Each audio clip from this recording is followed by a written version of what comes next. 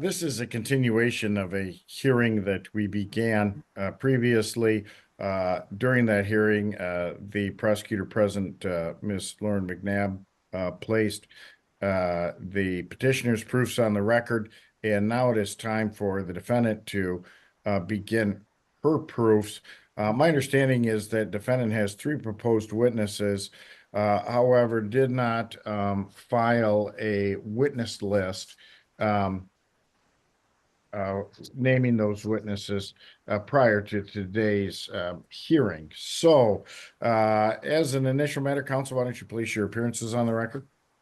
Joseph Jackson, Kent County Prosecuting Attorney's Office. Thank you. Evan Hebert on behalf of the respondent, Your Honor. Good afternoon. Very good. Thank you, Mr. Hebert.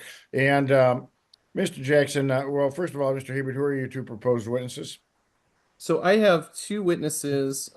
They were here last time, and one of them is the manager or family owner of the Candied Yam.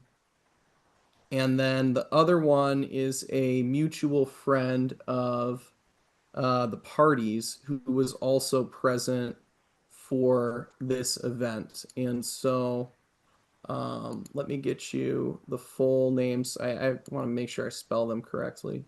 Lakeisha, do you mind jumping in here and helping me out with the spellings? For our 2 witnesses. So it's Stesha. And that's Stacia, correct? Yeah. Stacia, thank you. Last name is Miller. Miller. And then we also have Jamal. And what's Jamal's last name? Glenn. Glenn. Thank you. And it appears that so and if I may continue, Your Honor, and thank you, Lakeisha, I appreciate that. So as a rule, we have this contempt proceeding. It's not a felony case. It's not a criminal case arising under Michigan Court Rule 6.001A. This afternoon, Mr. Jackson has provided me with a copy of a juvenile notice of witnesses, PPO, listing Kimona Jones, Camille Todd, and Lisa Todd. And it says that they intend on producing the following list of witnesses at trial. And then this document also has on the second page what's stated as a request for discovery. And part of that says that they are requesting the names and addresses of all lay and expert witnesses who the defense intends to call at trial, which would seem to, at least and as a general matter, cover the witnesses that we are trying to call today.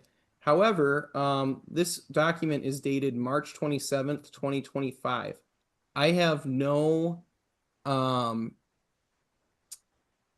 record of there being an attorney appointed on March 27th, 2025.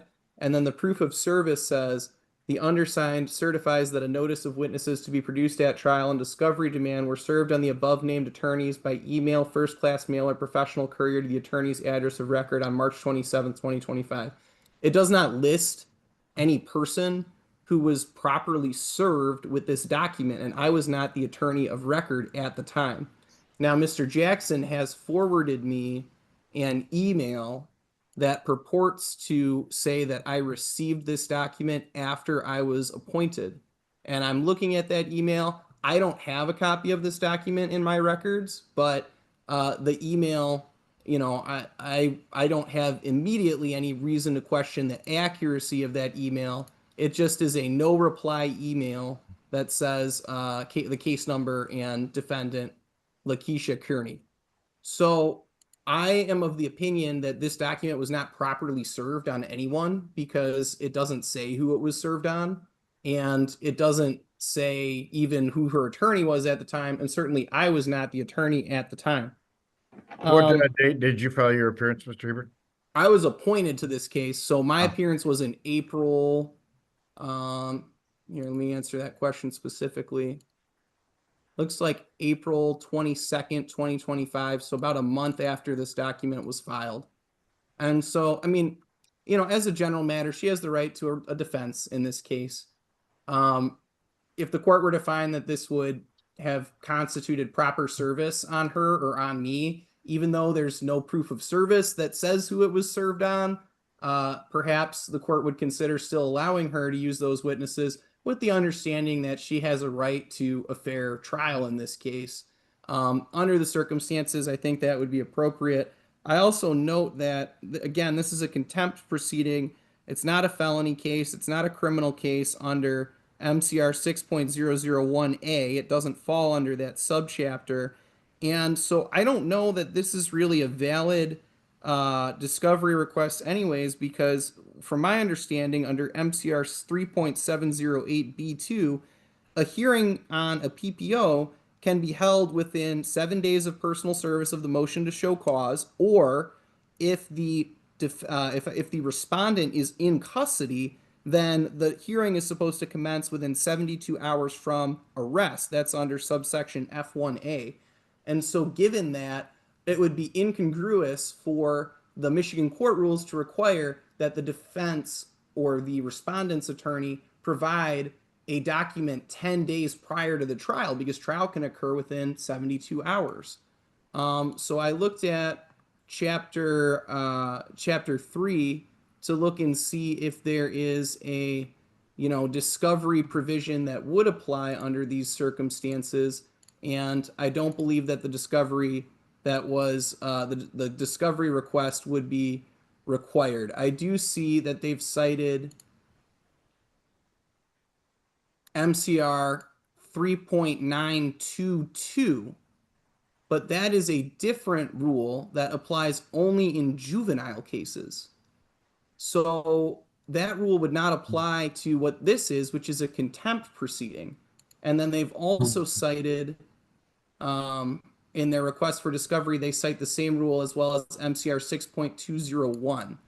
So again, neither of those court rules apply to a contempt proceeding that falls under subchapter 3.700 and does not have any discovery requirement or mutual discovery or discovery upon request the same way that those other provisions exist for juvenile cases, such as like a abuse and neglect case or a criminal case arising under subchapter 6.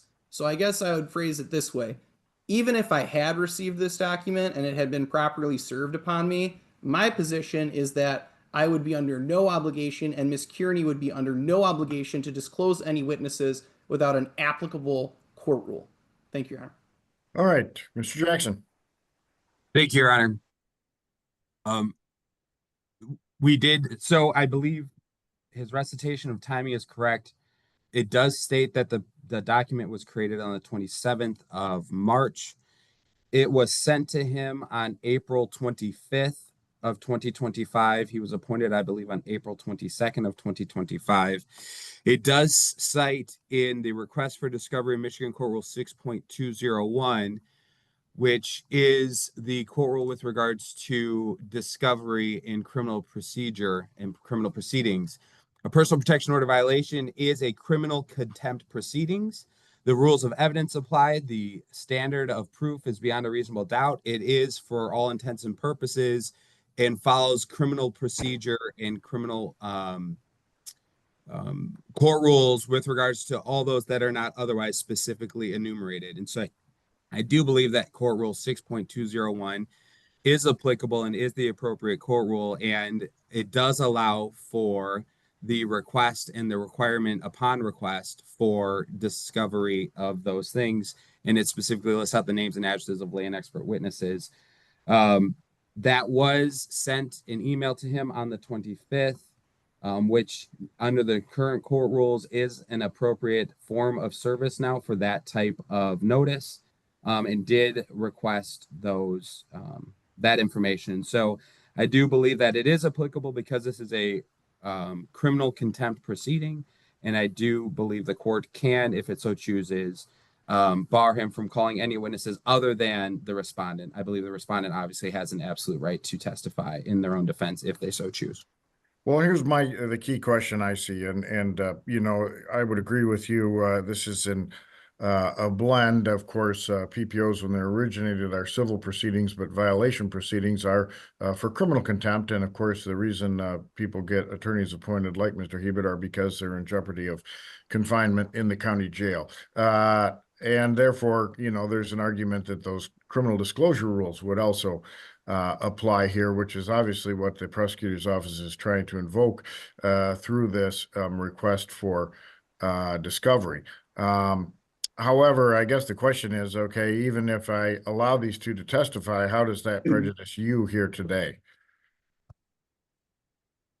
Well, Your Honor, frankly, we don't know because we don't know what the testimony will or will not be. And I don't think that that's the proper test as to whether or not somebody has complied with discovery. Well, I mean, I agree that is true, that it isn't but informing a sanction, and one of the sanctions, the one that you're asking for, is not allowing these witnesses to testify.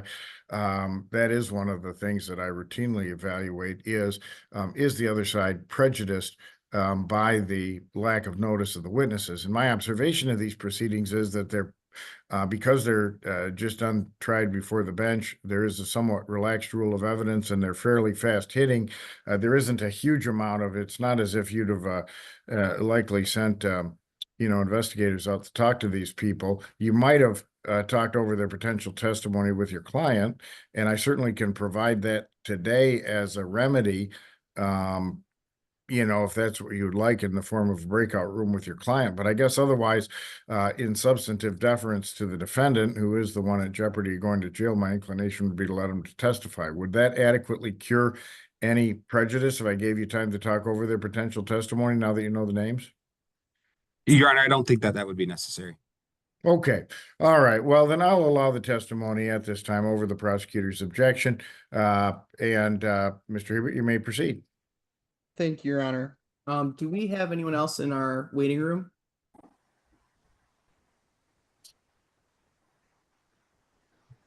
Yes, there's Stasia Miller Jones and Jamal Glenn. Thank you. We would ask, this time we would call Stasia Miller Jones and ask to have her brought into the courtroom. All right, then, Miss Miller Jones, I'm going to need you to activate your video and then unmute. And then if you could please raise your right hand, I'll swear you in. Do you solemnly swear or affirm that your testimony today will be the truth and nothing but the truth? I still couldn't hear you quite, Miss Jones. Can you go a little? Okay, that's much better. Just make sure you get nice and close to that microphone. Good afternoon, Stacia. Could you state and spell your entire legal name for the record, please?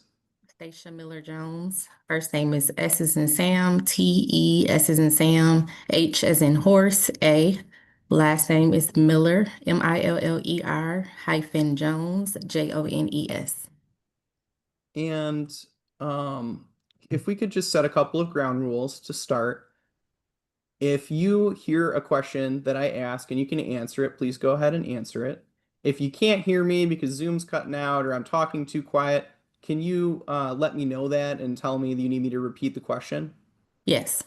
And same thing, if you don't understand a question that I am asking, would you be able to ask me to rephrase it, or I can maybe ask it a better way? Yes.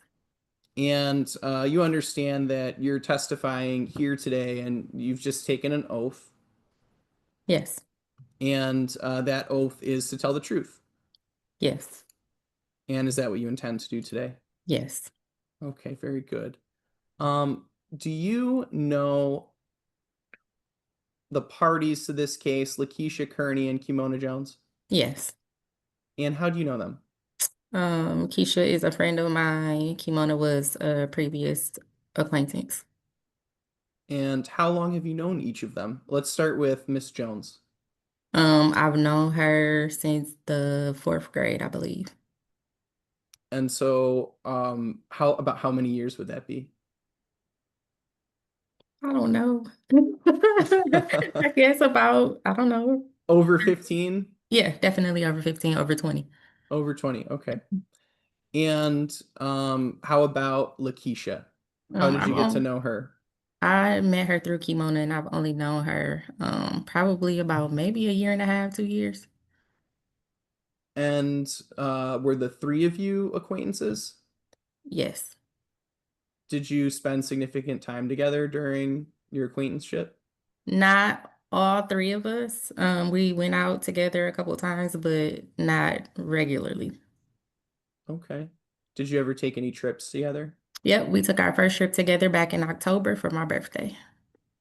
And so your birthday's in October. Yes, What kind of trip was that? it was a cruise. How did it go? Objection, relevance. Well, Response on relevance, Mr. Hebert. Thank you. We're going to get into some of the background between the parties' relationship and then also as it relates to Miss Jones's sort of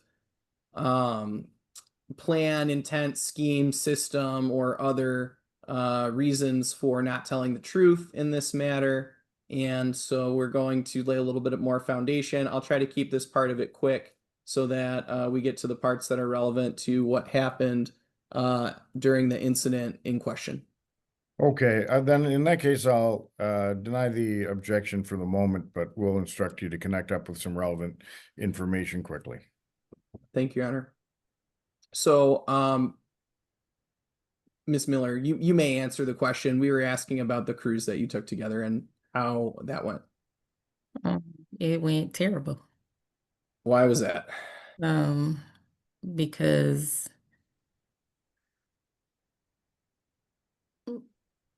I because Kimona was on the cruise acting like a princess, and I don't do well with friends that need to be catered to. What do you mean by catered to? Objection, relevance. Your Honor, we're here to receive testimony with regards to the information contained within the affidavit in motion, which specifically and only addresses an incident that happened at the Candied Yam. Any testimony outside of that incident is not relevant and should not be considered by this court in making its determination. Yeah, I would So- agree. We're getting seemingly far afield here, Mr. Hebert. Would you please make the point you're trying to make, you know, if it relates to information as old as that, into some sort of pattern here, and then move on so we're not here until 5 p.m. with this. Thank you, Your Honor. So let me ask you, Ms. Miller, I'll try and ask this a different way. I know you've spent some time with both parties, right? Correct. And part of that was going on a cruise. Correct. And you've had the opportunity to interact with Miss Jones for many years. Correct. And Miss Off and on, Kearney yes. and Miss Kearney for at least over a year. Correct. And you've seen them interact together. Yes. And so, based on all of that, what is your opinion about Miss Jones's reputation for honesty and truthfulness? I believe that she is the complete opposite. And why do you say that? Because since October, things have been brought to light that I've had conversations with her about, and she's related to other people, embellishing a lot. And so I don't believe her to be an honest or trustworthy person. Okay. And not from my perspective. So I will kind of get to the point. We're going to take you back to a situation that took place at the Candied Yam on a Friday in January of 2025. Do you recall the incident that I'm referring to? Yes. And were you at that location, the Candied Yam? Yes. Okay. Can you tell me why you went there that day? I went there because Lakeisha had reached out to me on several occasions. I would say probably for the previous 3 weeks, saying like, hey, I'm supposed to start cooking at this place and they have karaoke on Fridays. I want you to come out with me so you can see how it is, just in case you have to help me out, et cetera, et cetera. And the prior weeks when she had reached out and asked me to go, it was always something came up. Either it was something I had to do for my kids or work or something like that.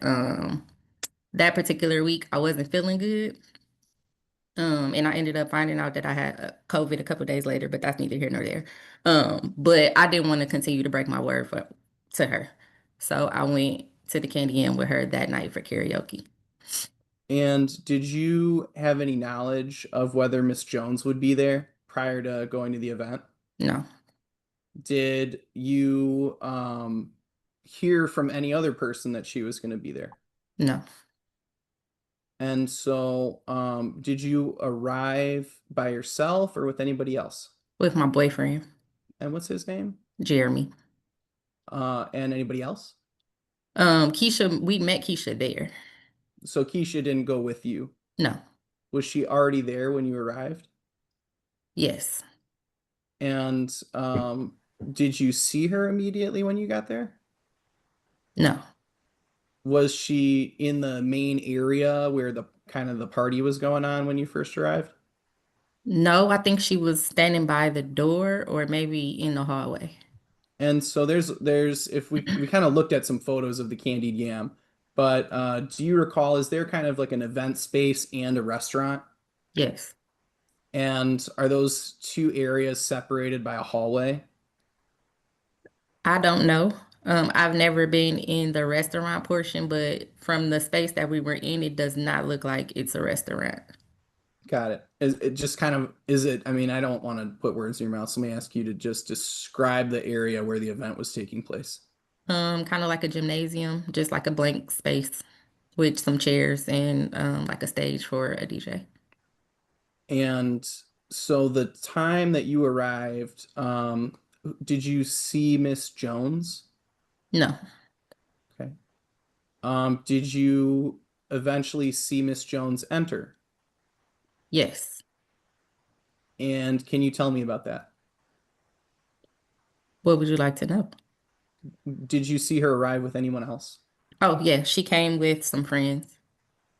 And did you see her and Miss Kearney interact at that time, Lakeisha? They did not interact at all. Okay. So throughout the evening, while you were in that location, did you see Miss Kearney go up to Miss Jones at all? No, And eventually, did you see Miss Jones leave? I don't recall seeing her leave. I know she left though, because I How do didn't see you? her anymore.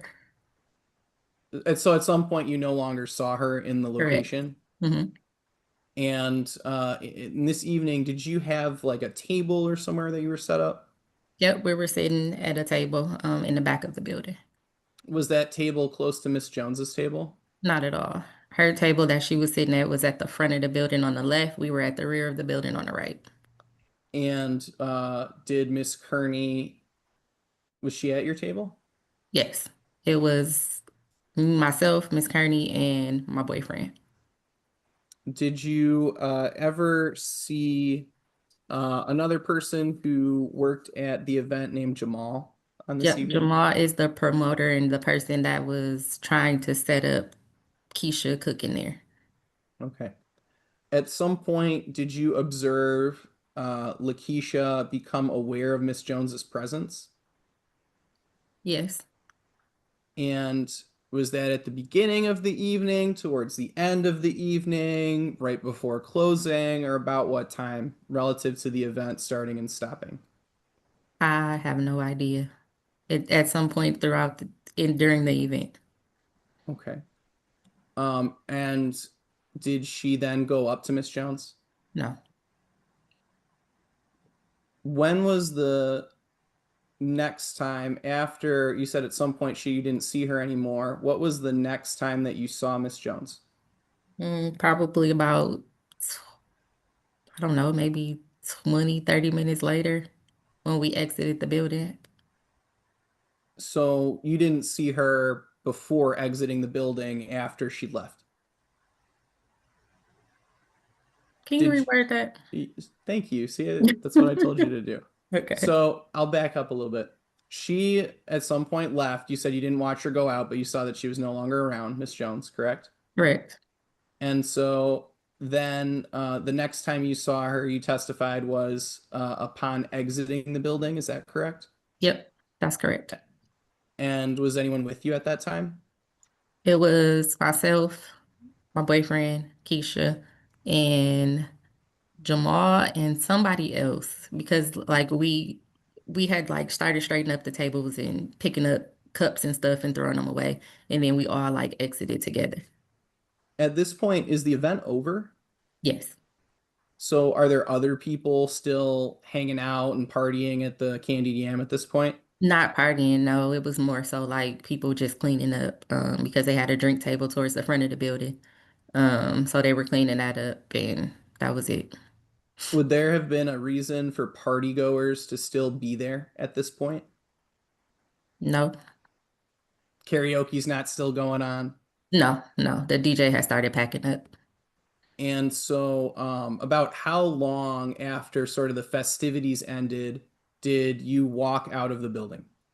I would say probably like 20 minutes, if that, because And we were kind of talking to Jamal while we were straightening up or whatever. were you expecting to see Miss Jones when you exited? No, I thought that she was long gone because I hadn't seen her for a minute. What happened upon exiting the building? When we exited the building, she was standing there with her group of friends, And when you say she, who are you referring to? Miss Jones. What are her and her friends doing?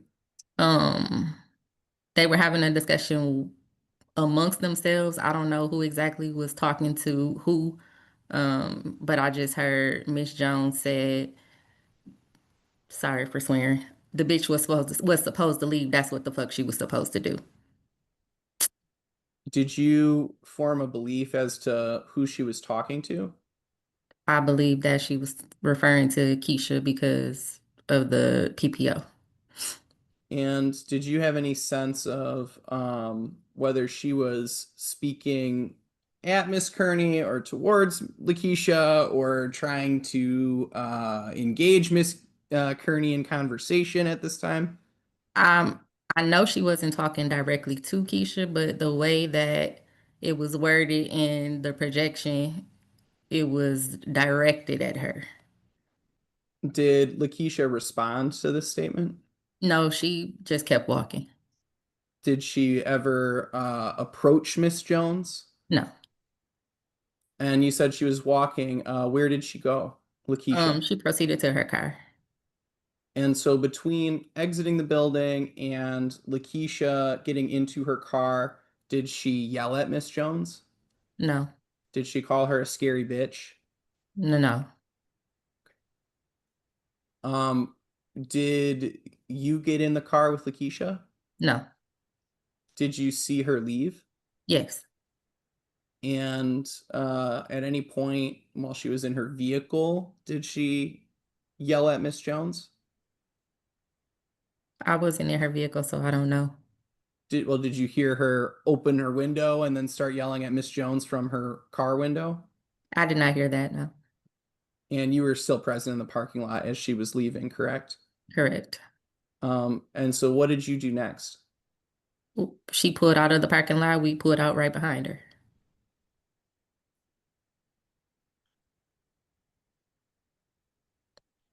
All right. Is there anything else that I haven't gone over that you think the court should know about this incident? No. Okay. Well, no further questions at this time. Thank you. Any questions, Mr. Jackson? Just a few, Your Honor. Thank you.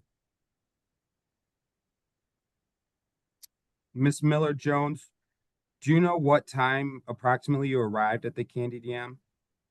No. I know that the event started somewhere like around 8:30-ish. So it was sometime after that because I didn't get there right at the beginning. Okay. Do you have any idea, like, was it 9:30, 10, 10:30? I do not recall. Okay. Do you know about how long you were there? Mm, I don't. More than an hour? Yes, definitely longer than an hour. More But than 2 hours? I don't know. Do you know when the event got over? I do not recall the exact time. Do you have an idea? I don't know, maybe close to midnight, if Okay. not before. I don't know. Okay. So you were there for over an hour, somewhere Give or between take. Yep, more than an hour, but less than probably 3.5. definitely. Okay. When you got there, you did not see Miss Kearney. I, yes, I did see Miss Kearney. I did not see Miss Jones. Okay. So as soon as you walked in, you saw Miss Kearney. Yes. Okay. And was she at a table at that point? Nope, she was talking to the security guards at the door. Okay. So you saw her as soon as you walked in the door. She Yep. was standing right there. hmm I don't recall if it was like right outside the building or inside the hallway. Okay. And then you and she and the other people you were with proceeded into what we're going to call the events center and sat at a table in the back. Correct. And then at some point you saw Miss Jones and her party come in. Yes. Okay. I don't recall if her party was already there or if they came in together or anything. Okay. Do you know about how long after you got there that Ms. Jones showed up? I don't. Would it have been within a half hour, an hour? Probably like an hour or so. Okay. And you see Miss Jones come in and sit at a table in what we're calling the front of the event center? Yes. Okay.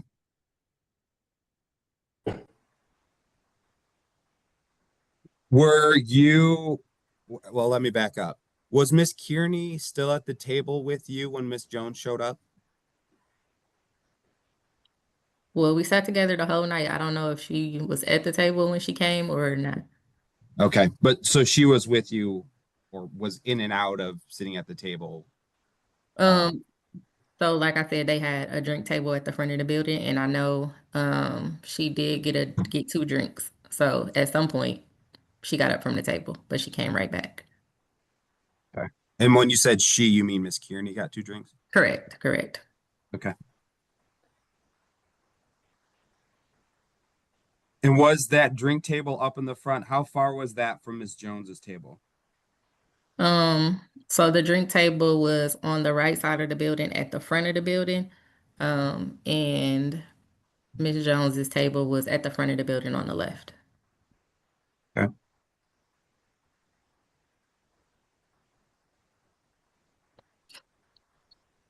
How big would you say this room is? I don't know. It would be the size of maybe, I don't know, maybe a smaller elementary school gymnasium or something. So this is a pretty big room then? Yeah. You could fit a basketball court on this in this room? Yes. Okay. While you guys were sitting at the table that night, was there any discussion about Miss Jones being there? Yes, Jamal came over to the table and asked Keisha if she wanted him to put her out. Okay. About how long after Miss Jones got there did he come and ask that question? I don't know. Like, was it right when Miss Jones got there? Was it later? I don't know. It could have been like maybe 20, 30 minutes. Okay. And what did Miss Kearney say? She said, I'm not thinking about her. It is not going to be a problem. She can stay. Okay. So she was aware of Miss Jones's presence in that room at this point. At that point, yes. Okay. How long from that time until you didn't see Miss Jones in the room anymore? When you presume she left? I have no idea. More than a half hour? I would say yes. More than an hour? I don't know. Okay. So at least a half hour, maybe an hour or less. Correct.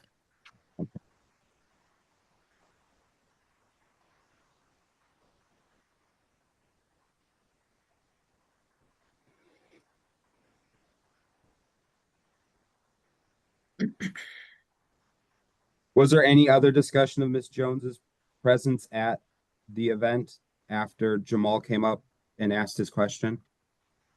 Not amongst us, no. Okay.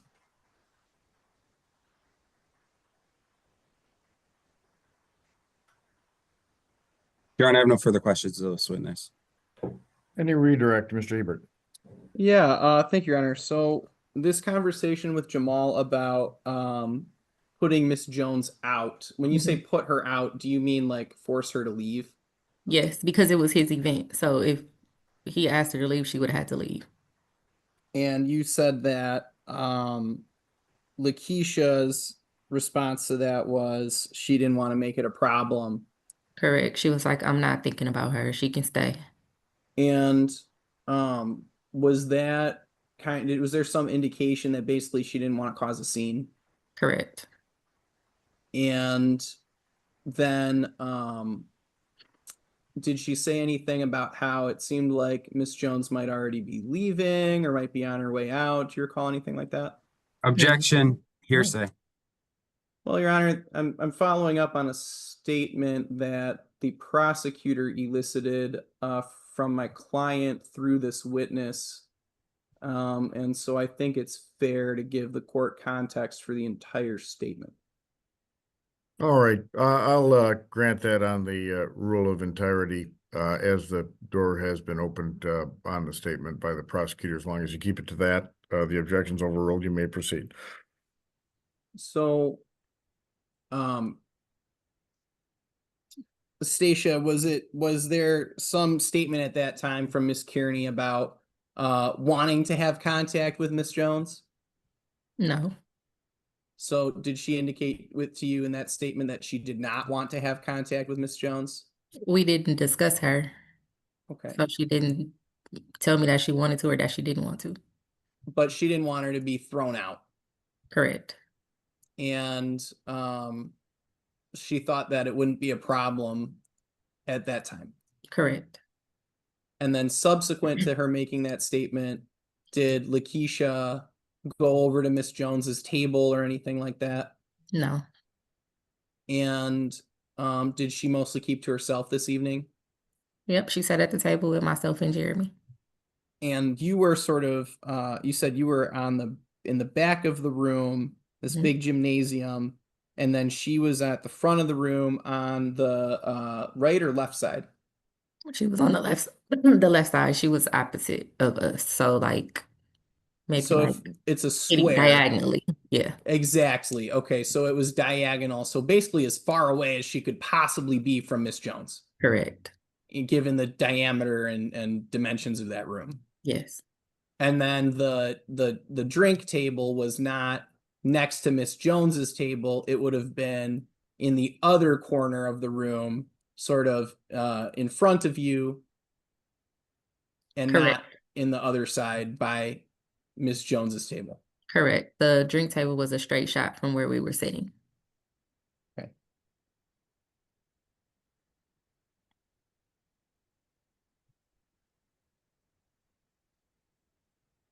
And you were asked about when Miss Kearney first became aware of Miss Jones being there, and you said you couldn't say the exact time. Correct. Did she seem like happy that Miss Jones was there? No, she was irritated. Did she seem like she wanted to fight Miss Jones? No. And was she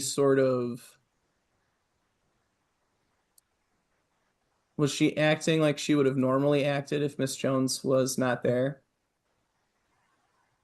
Yes. All right, that's all I have for now. Thank you. Mr. Jackson, any follow-ups? No, Your Honor, I have no objection to this witness being excused either. Very good. Then thank you. You may step down. Ms. Miller Jones, you may call your next witness, Mr. Hebert. Thank you, Your Honor. We would call Jamal Glenn.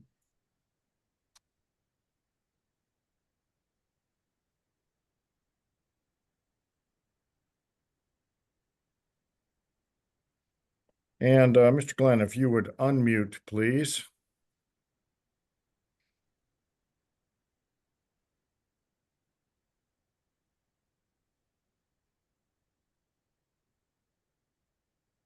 Can you hear me now, Your Honor? I can hear you now, and if you would please raise your right hand. Do you solemnly swear or affirm that your testimony today will be the truth and nothing but the truth? I do. Very good. You may proceed, Mr. Hebert. Good afternoon, Mr. Glenn. Do you mind stating and spelling your name for the record? Jamal Glenn, first name Jamal, Jamal, last name Glenn, Glenn. And just for some ground rules, if you can't hear me, let me know, okay? Yes. And if you're answering a question, please use yes or no or other words rather than, or something like that. Okay? Yes. Okay. And if you don't understand a question I ask, maybe because it's a bad question or poorly worded, can you let me know before answering if you don't understand the question? Will do. And you understand you're under oath today? Yes. And so you understand you're required to tell the truth, correct? Yes. Okay. Thank you. How do you know Lakisha Kirney? She's a personal friend of mine. I know her from working though.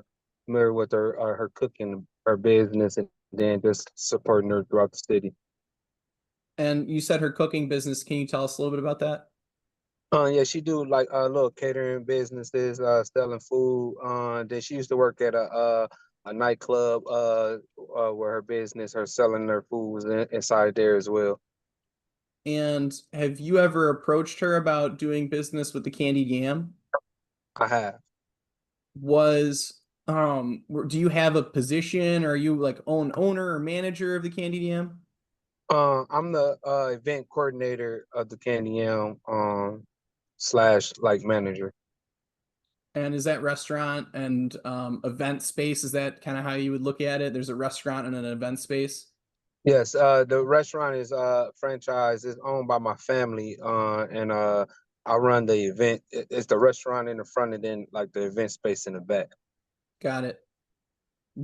Are they separated? They you mean as far as building wise? Within the building, is there anything like a hallway in between or doors or anything? Yes, it's hallways, doors, all of that. Is there a kitchen? Yes. And is the kitchen visible from the event space? No. And is there like a door in between or anything like that? There's a wall. Like you can't see it, it's a whole nother area. And then the event space itself, would you say it's like bigger than a gymnasium, smaller than a gymnasium? How big is it? It will be bigger than a elementary gymnasium. Could you fit a basketball court in there? Definitely. And on Fridays, what kind of events are held there? Karaoke. Is that open to the public? It is. Now, there was a Friday in January of 2025 that we're here to talk about today. Do you recall that event? I do. And at that event, well, let me back up. Was that the first time that Lakeisha had been to one of those karaoke events? No. She had been before? Yes. And had you talked to her about doing catering or anything for these events? Yes. Tell me more about that. Yes. So my family, we had needed a little more help within the kitchen in itself.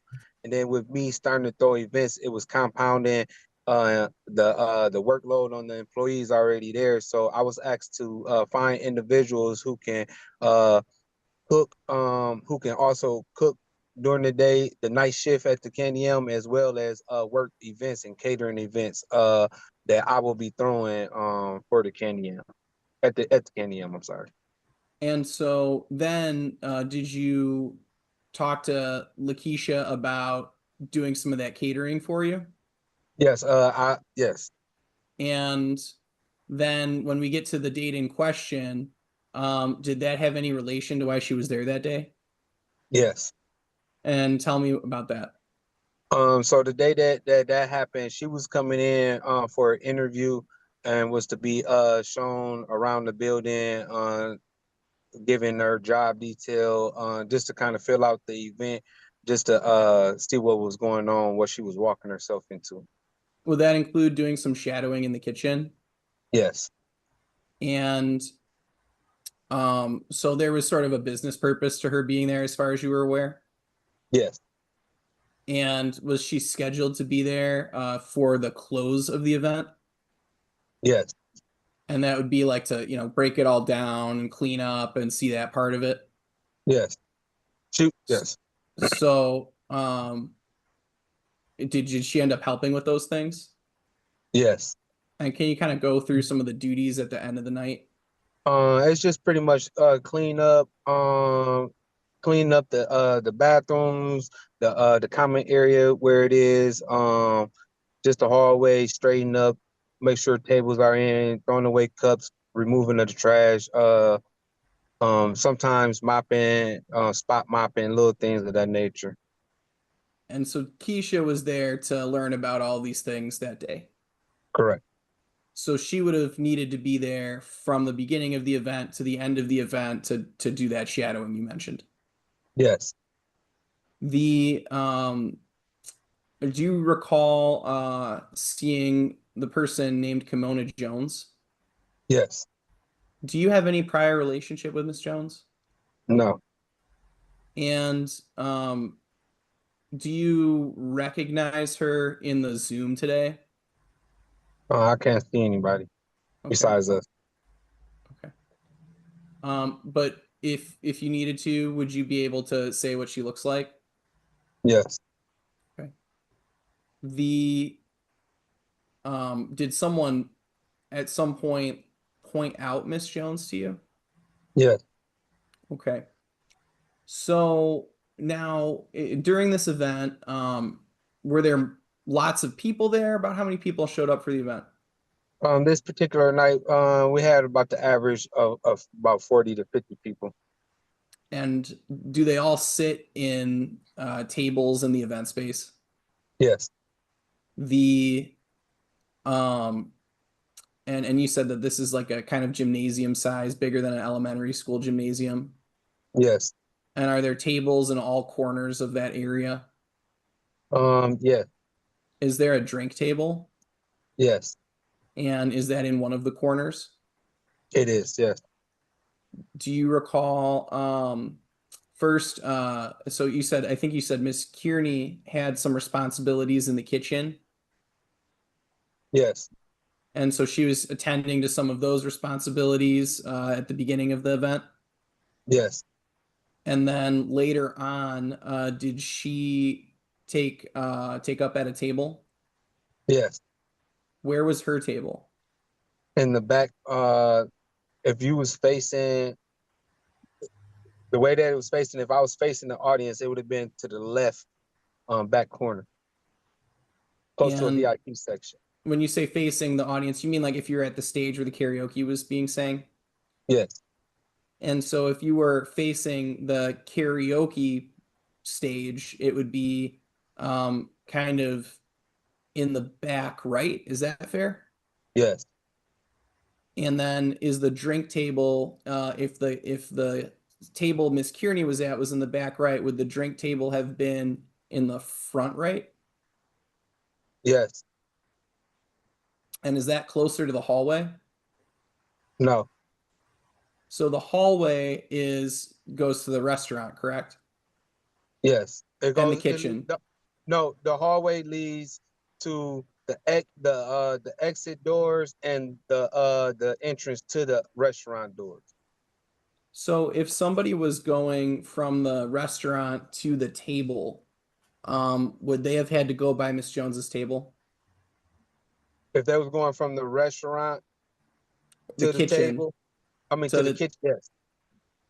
so the kitchen and the restaurant are off on one side, correct? Correct. They're in the same side of the building. Yes. Okay. So at some point, did you see Lakeisha at that table that you mentioned? Yes. And did you see her speaking to Miss Jones? No, Did you see her walking up to Miss Jones's table? no, Did you see her calling out or yelling for Miss Jones? no, And did you have a conversation with her about Miss Jones? yes. And tell me about that conversation. She told me Miss Jones had an active PPO order out on her at the time, and I asked her if she wanted me to remove Miss Jones from the event. Which, And so you're the owner, or you're the person in charge, correct? yes, Did you end up removing Miss Jones? no. And was there any indication when you had that conversation with Lakeisha? First of all, what was Lakeisha like? What was her demeanor like while having this conversation? She was very calm and cool, but just like I could just tell her demeanor had changed from the uppity that it normally would be when she was at the events. When you say uppity, what do you mean? She's a high spirited person. She got a lot of energy. She's a good energy person. So yeah, it's obvious when she's not herself, I guess you could say. So did you think she was concerned about something? Yeah, I thought something might have been bothering her, like something was on her mind. Is that why you went over to talk to her? Yes, I approached her. That's when I asked her what was going on, like what was on her mind. And then you offered to remove Miss Jones. Yes, that's when yes. And but Lakeisha, she didn't want to do that or cause a scene. Correct.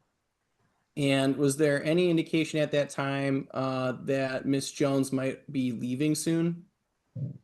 There was no indication. Well, the only indication would be that the event was coming to an end. Yes, So okay, so this was closer to the end of the night. correct. And then between that conversation and everybody leaving, the patrons, I should say, did Mhm. you see Lakeisha go up to Kimona or anything like that? No. And then what did you or what was Lakeisha doing between sort of things wrapping up and exiting the building?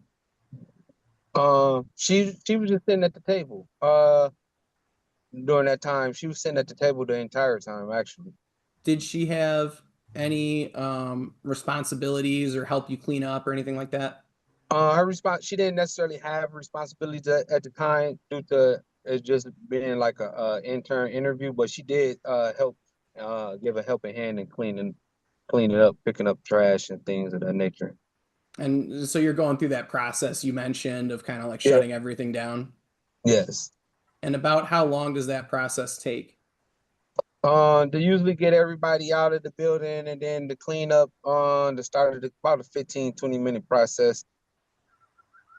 Was there did you become aware of an effort to serve Miss Jones with a document related to the personal protection order? Yes. And who served that document, if you know? This my security guard. And so Lakeisha didn't personally serve Miss Jones with that document? No. Did she give you any instructions about serving that document? Not necessarily. She had asked if I would serve the documents to Miss Jones, where I told her I would have my security team do so just for any type of precautions that may occur with doing so. So you didn't serve her personally, and Lakeisha didn't serve her personally. Do you know who did serve the documents? Yes, my security guard, Kevin. And so was that let me rephrase. So now everything's over with the event. So at that point in the evening, everybody's over. All the patrons have left. Is Lakeisha still in the building? She is, yes. And are you still in the building? Yes. And do you know a Stasia Miller? Yes, I know of her, yes. Is that person also in the building? Yes. And did those folks all leave together? Did you and Lakeisha and Stacia leave together? We didn't leave together, but I exited the building with Lakeisha at that time to walk her to her car. Oh, so you And were walking to her car, but you weren't actually leaving. You were planning on heading back in. Okay. yes, yes. Why were you planning to walk her to her car? Just because of the things that may have occurred tonight. And we were still talking about discussing um the interview. What did she think? Was it something that we was discussing job related details. Is it something that she can deal with? Was it something she was willing to take up a task when she was willing to take up on so forth? Were you expecting to see Miss Jones Um, after exiting before you got out of the building? no. And why or why not? They had left already prior to any, like, they left when everybody else left, so I wasn't expecting them. We have a no soliciting laundering rules that we enforce at the venue. So the venue's closed to the public at this point. Yes, the venue is closed to the public. And so people at that point should be leaving and getting in their cars and going home. Yes, that is the rule. We Is have it you- outside security that enforces that. And is it usual for people to mill about in the parking lot after these events? No, There's not a barbecue or anything going on outside the event. no, Okay. Sometimes if I get done playing hockey, we go and have a beer in the parking lot. That nothing like that is usually going on. no. We enforce no soliciting and laundering after the event. I have outside armed security that enforces individuals to leave. Okay. Now, going back to when you left the building, what happened upon exiting the building with Lakeisha? Can you ask that one more time? So what happened next after you and Lakeisha walked out of into the parking lot? Yes. We witnessed Miss Jones in a belligerent manner yelling and fussing at my security guard at the moment. What kind of things was she saying? Objection. Hearsay, Your Honor.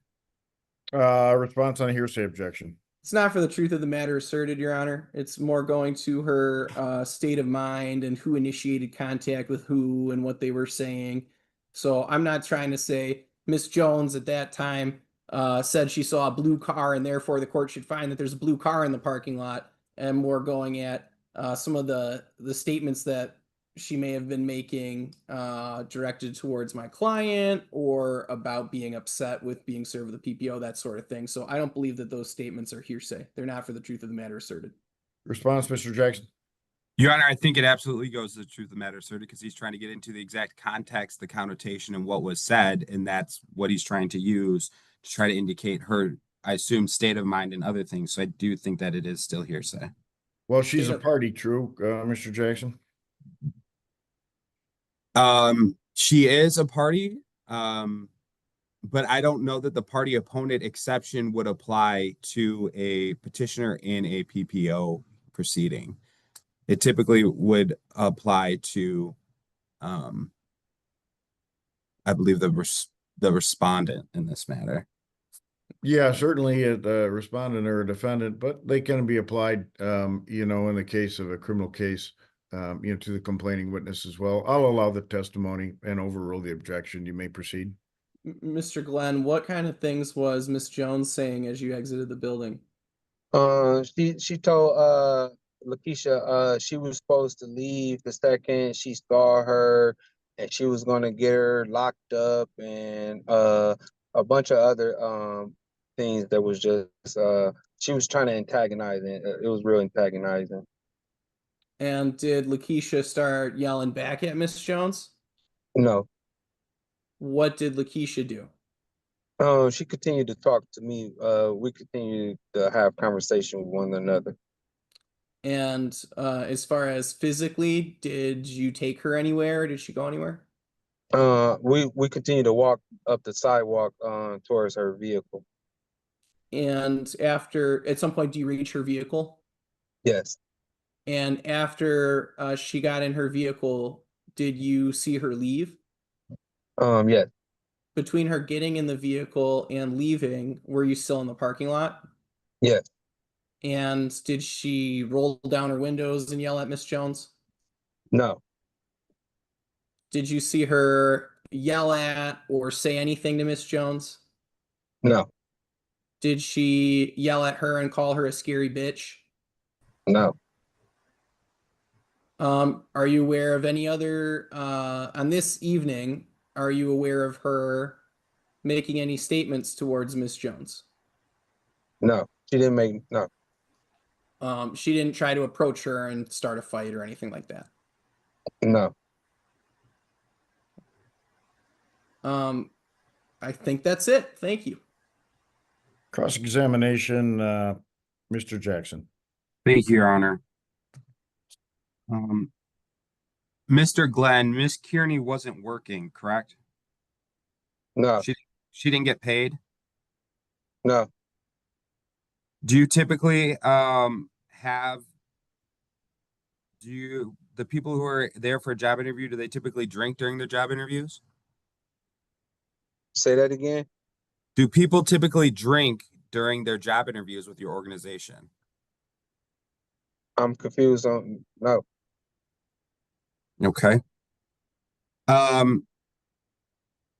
Did the Candy Jam provide her drinks while she was there, or were these drinks that she would have had to purchase on her own? You know, Your Honor, I'm going to object. I think there's a lack of foundation for this question. It presumes that Mr. Glenn observed her drinking. I know that we had another witness say that, but I don't think that we've got proper foundation for him to answer that question.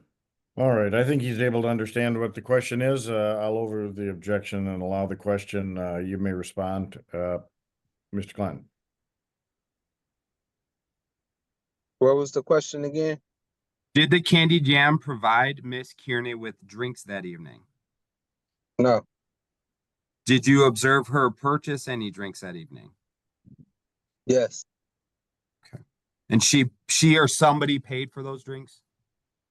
Yes. Okay.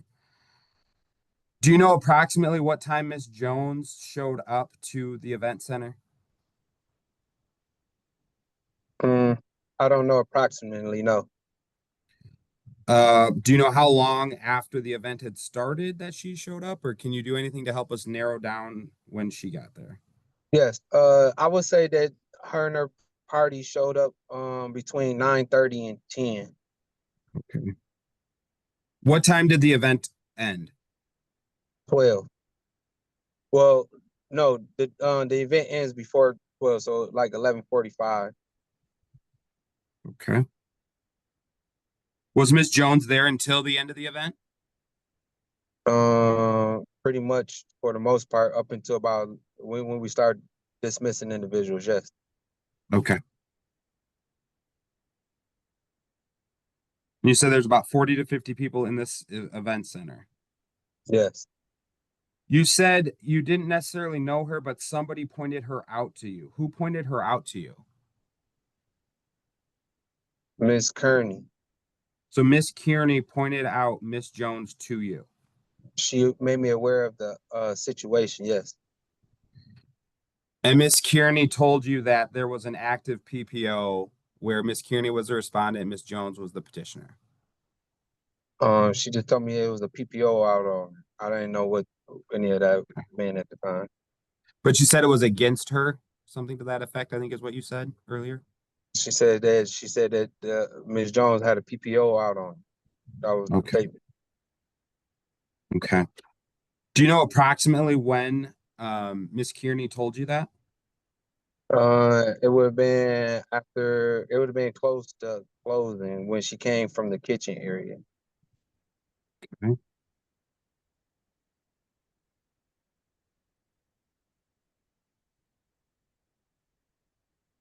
Could you tell me about how long it was from the time you had that conversation with Miss Kearney about Miss Jones being present and when Miss Jones actually left? Probably about, I say 30 to 40 minutes.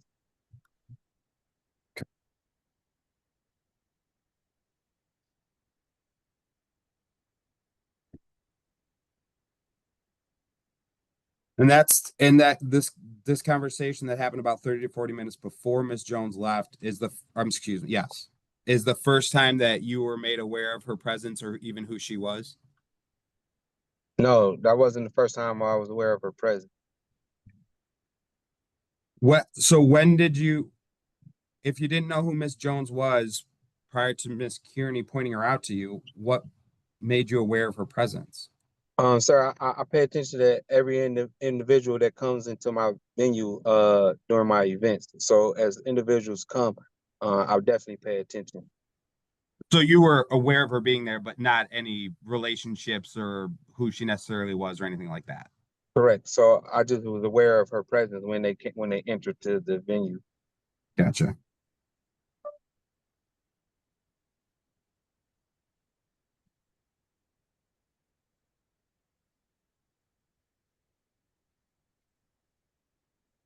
Miss Kearney wasn't required to stay at the event, was she? She was She was required to be there? correct from beginning to the end. She had, okay. But she had previously been there before, but not in the Correct. same capacity. Not necessarily. Yes, Yes, what? I'm sorry. not in the same capacity. Okay.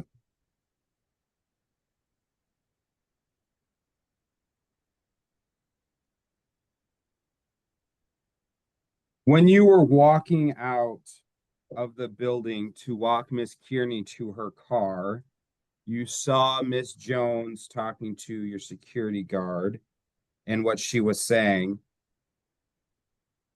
Did Miss Kearney in any way talk to you or acknowledge what Miss Jones was saying? No. So she completely ignored it. Yes. Your testimony is there wasn't a single word spoken about Miss Jones from the time you walked out of that building till when Miss Kearney left. Can you ask that question again? Sure.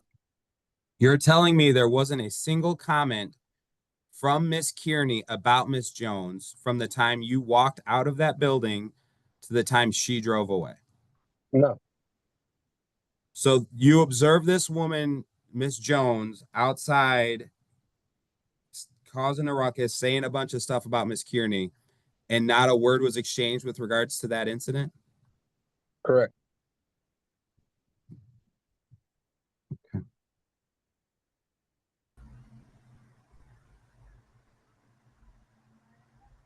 Your Honor, I have no further questions of this witness. Mr. Hebert, any follow-ups? A couple of follow-ups. So, Mr. Glenn, so for much of this evening, correct that Lakeisha is in the kitchen area doing some shadowing and work and stuff, Yes. and she only came out towards the end and took her place in the back of the venue. Yes.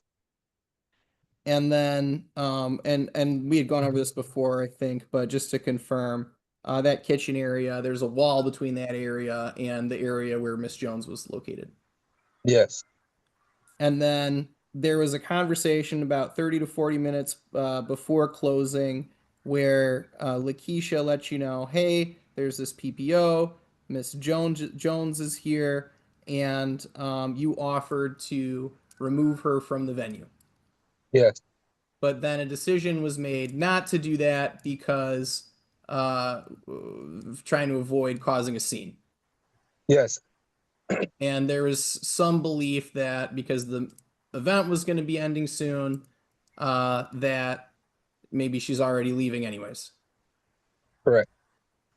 And so the by the time that the both of you left, you, Miss Kearney, and the other folks that were with you, there was no expectation that Miss Jones would still be in the parking lot. No. And you said that Miss Kearney was required to be there from beginning to end. And so this was sort of, it would be fair to say, kind of a a blended situation where she's got some work obligations, but not for the entire time. She had an opportunity to take a break. Yes. And that was the period of time where she went to the table and had a couple of drinks. And then that was all before she helped you with closing. Yes. And so when you had that conversation with her about 30 to 40 minutes before closing about, hey, I just noticed this person's here that I have a PPO with, the point of the conversation was based on an understanding that Lakeisha needed to still be there. And the only question was ensuring that there was no incident or conflict with Miss Jones. Correct. She didn't express to you any intent to personally walk up to Miss Jones or talk to Miss Jones or anything like that. No.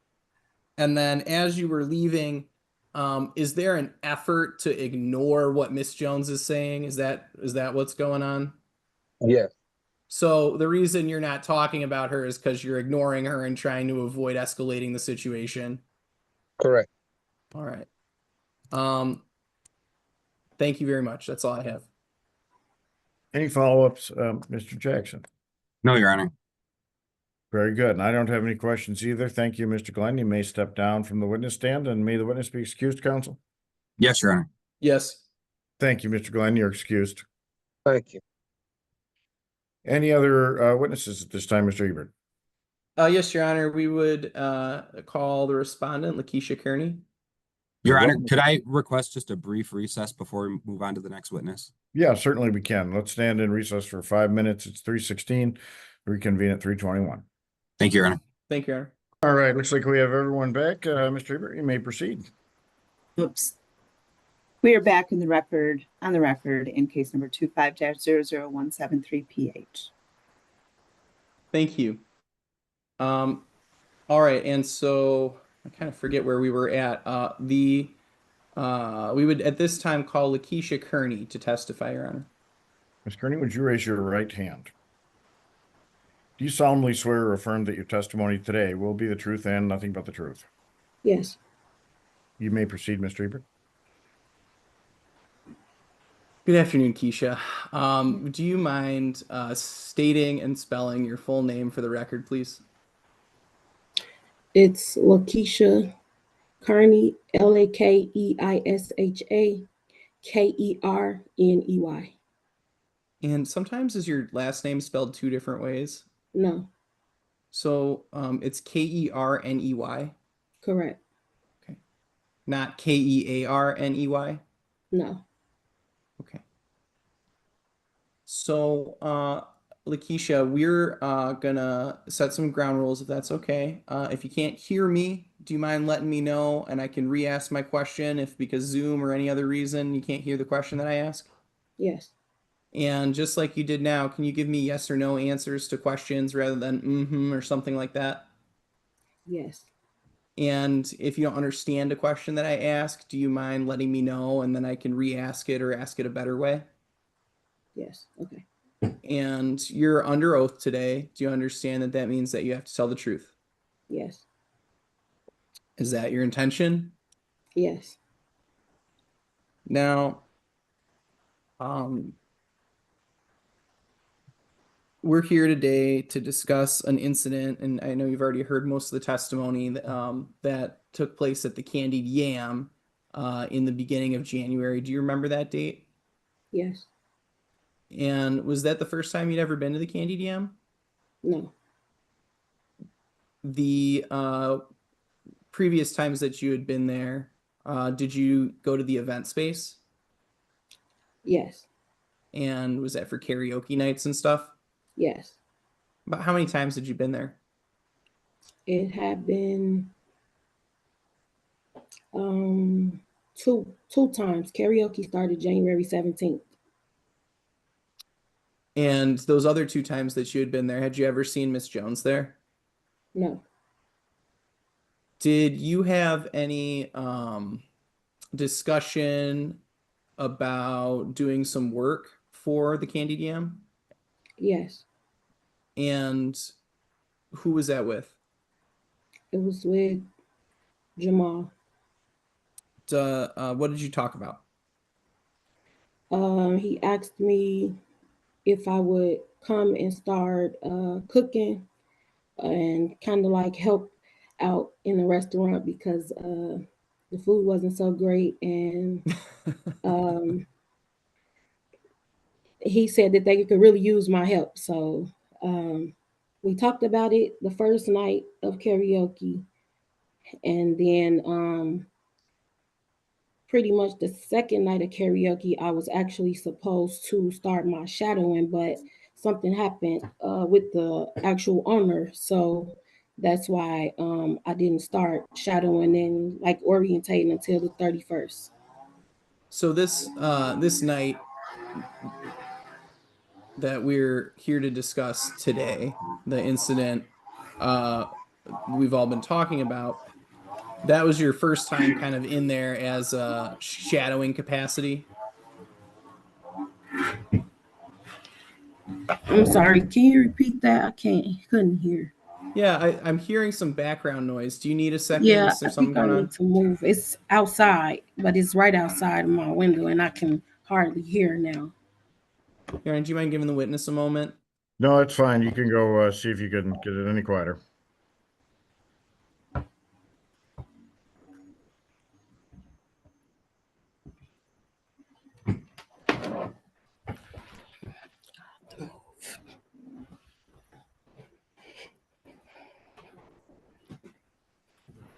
Okay, I'm sorry. I had to move.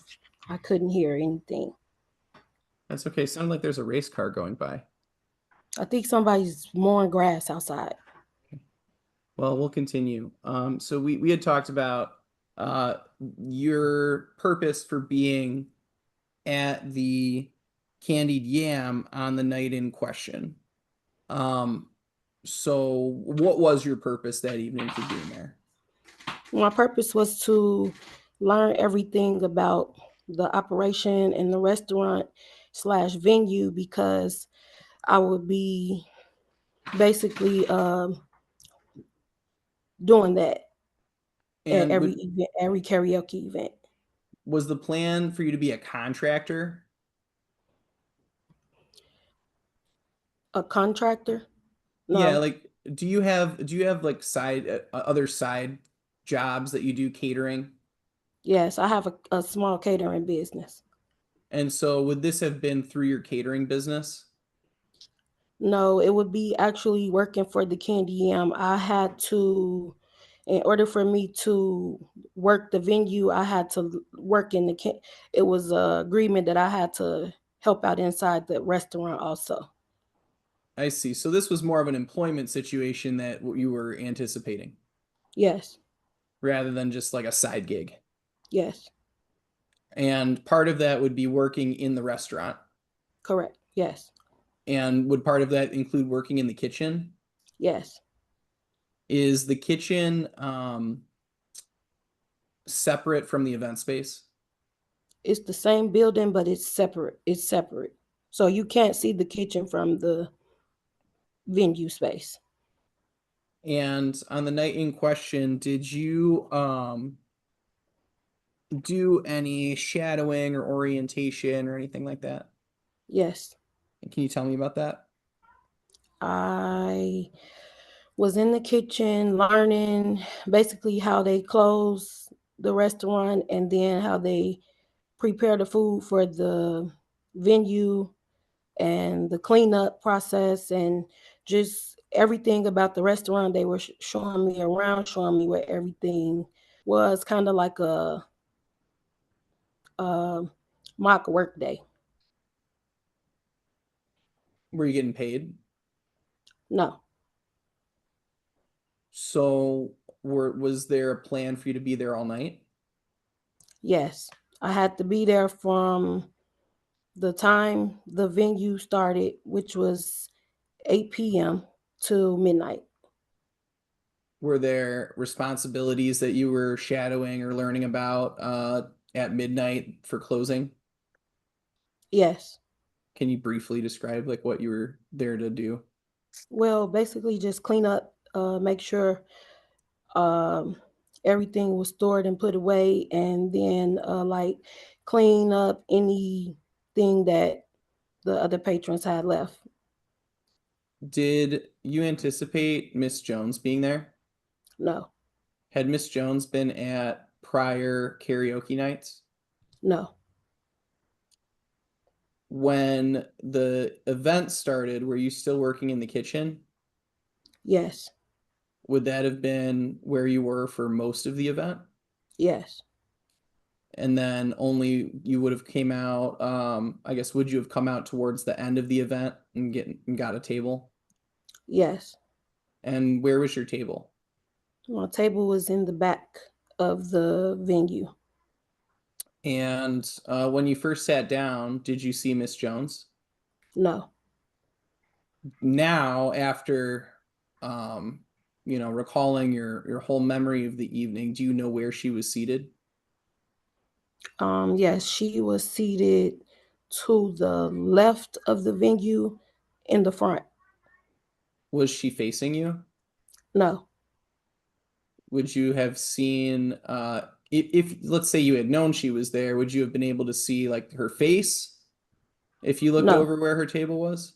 no, her back. I saw her back.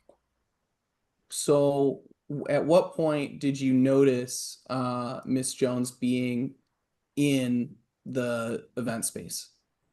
She stood up to go over to the bar area, and that's when I noticed she was there. Did you go join her at the bar area? No, At some point, did you ever go over there and order a drink? before, yes, I did. But not at the same time as Miss Jones. No, So when you first observed Miss Jones walking to the bar to get a drink or the drink table, did you call out to her? no, Did you walk up to her? no, Did you address her in any way? no, Did you make eye contact with her? no, not like eye contact, but when she stood up, I saw her walking to the bar. So you recognized her. Yes. What did you do, if anything, in response to that? When I recognized her, I got Jamal's attention, and he came back to my table. He said, "What's wrong?" And I let him know that Miss Jones had a PPO against me, and I was gonna have to leave, and he said, "No, you don't have to leave. We're gonna have to put her out because you here for a job." And as we were talking, we were discussing it for a while, and I said, "Hey, I also have some paperwork I've been trying to get served to her. I've been having a hard time getting it served. Do you mind serving her?" And as we were conversating, I saw she had stood up, her and her group stood up, and they were putting their coats on. And I was like, it looked like they leaving anyway. And So did you personally hand her any documents? no, And do you know who did hand her those documents? Kevin, security guard Kevin, handed her those documents. But were were you present for that? No, Do you know where that occurred? I believe at the front door, because I gave the papers to Jamal, and he said he would give it to the security to serve her. Got it. Now you at some point, do you see Miss Jones leaving? Yes, And did you follow her out of the building? no, Did you speak to her when she was leaving? no, Did you ever go up to her table? no. When did you see her exit? I saw her exit the venue space, which leads to the hallway to the door. And then what did you do next? I started cleaning and helping get the trash out, and anything that needed to be done. Basically, Jamal was going over with me everything they do when they close, when it's time to go, and that was really it. Did you so some of these responsibilities, these are the things that you were learning, correct, for your job? Yes. And were you required to stay to I do these was. things? I was told I had to stay from beginning to end. And was that part of your conversation with Jamal as far as how you would handle the issue with Miss Jones and the PPO? Yes. So you looked a little confused. Let me ask a better question. There was an understanding at that time that you couldn't leave, so either they had to remove Miss Jones, or if she was going to leave, then the hope was that you wouldn't have any contact with her. Yes. Did you ever intend to have contact with her on this evening? No. Were you looking to start a fight with her? No. And then you finished cleaning up. How much time passed between her leaving and then you doing all the cleanup and eventually exiting the building? It was about 15 to 20 minutes. And so then, as you were leaving, was anyone with you? Yes. Was Jamal with you? Yes. Was Stacia with you? Yes. Was Stacia's boyfriend, I think his name's Jeremy, with you? Yes. And were you then hoping to see Miss Jones in the parking lot? No. Did you know Miss Jones was in the parking lot? No. When you exited the building, what happened? So I exited the building. As I was exiting the building, Miss Jones looked at me and said, "This bitch was supposed to leave when she saw me. That's what the fuck she was supposed to do." Did And she you just was, respond to that comment? no. Did you yell at Miss Jones? No. Did you call her a scary bitch? No. Did you approach her? No.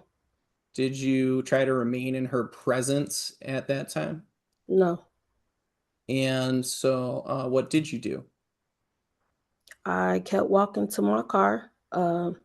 Stacia and Jeremy were in the front of me. I was behind them, and Jamal was like on the side of me. When you got to your car, did you get in your car? Yes. Did you roll down the window and yell at Miss Jones as you were leaving? No. Was anyone in Miss Jones's party saying anything or doing anything? It was a group of them, and it was just a bunch of yelling coming from that group. I can't say who was yelling. I know for sure she was, but I don't know the other people that were there. But they were all yelling and being irate. Did you form a belief as far as why Miss Jones was hanging out in the parking lot? Yes, I believe she was waiting on me to come out. And have there been any other instances with her trying to kind of wait for you to come out of a building or facilitate contact with you while this PPO has been in place? Yes, Can several. you tell me about that? We attend the same. I'm sorry, Your Honor, I was muted. Objection, relevance. I think Response on relevance, Mr. Hebert. both parties' intent, Your Honor. I think it's important. It's evidence of Miss Jones's intent on this circumstance and how she's using or abusing the personal protection order. And I just think the court should know about how its orders are being applied in reality. All right, I'm going to limit you to any times prior to this incident rather than going through times subsequent, because I agree those wouldn't be relevant. Yes, sir. Keisha, so prior to this incident, I think you had started talking about situations at your church. You can go ahead and just limit your testimony to prior incidents if you recall any. Your Honor, I'm going to renew my objection for relevance. a PPO is not two-sided, it is one-sided, and what we're here for is for the court to determine whether or not the respondent violated the PPO, not whether or not or how it was violated prior or not prior, or what the petitioner's actions were or were not prior. Well, Okay, and I understand the objection. However, I think Mr. Hebert's making an argument here that the real initiator in these violations would be the petitioner, Ms. Jones, i.e. using the PPO as a sword rather than a shield as it's intended. I'll allow some limited testimony. You may proceed, Mr. Hebert. The objection's overruled. all right. So you may go ahead and talk about those situations when you were leaving your church or at your church, whatever you remember from before this incident. We attend the same church. I sit on the opposite side of the church from her. It's a pretty big space. I sit on the left side. She sits on the right side. At the end of service, she makes her way to either brush past me or stand in the middle of the hallway where she know I have to go out to my car to prevent, I guess, to antagonize me or prevent me from going to my car. There has been instances where she has stood in front of my car and I can't pull off. And instances where she stood on the side of my car, just a lot of things trying to antagonize me and pick. And I mean, how does all this make you feel? I mean, I feel sabotaged. I'm scared. I can't worship the way I want to. I feel bullied. Like I'm tired of it.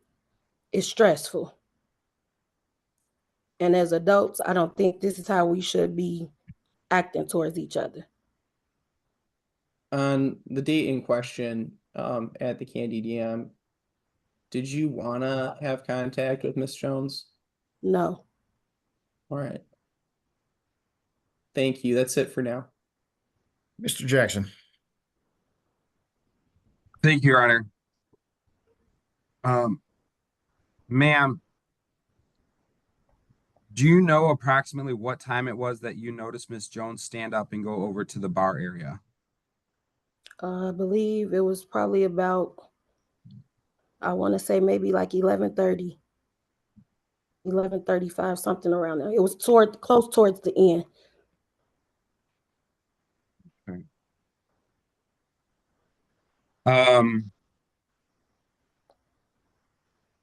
Ms. Miller Jones' testimony was that it was at more than a half hour, closer to an hour, between the time that Miss Kimona Jones left and when there was a discussion about Ms. Jones being there. Is that testimony incorrect? As I just said, it was about 11:30, 11:35, it was closer towards the end. I can't tell you exactly what time, but when I saw her, it was closer towards the end. Okay. Can you give me an idea on how long it was from the time excuse me. Can you tell me approximately how long it was from the time you noticed Miss Jones to when Miss Jones left?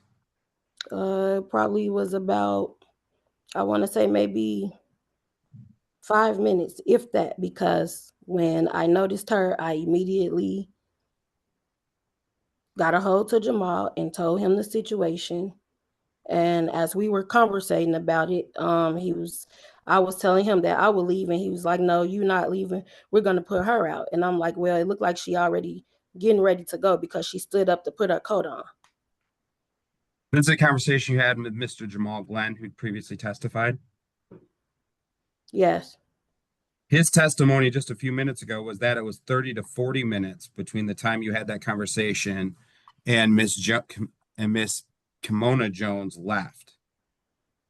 Is that inaccurate? It was about 5 minutes.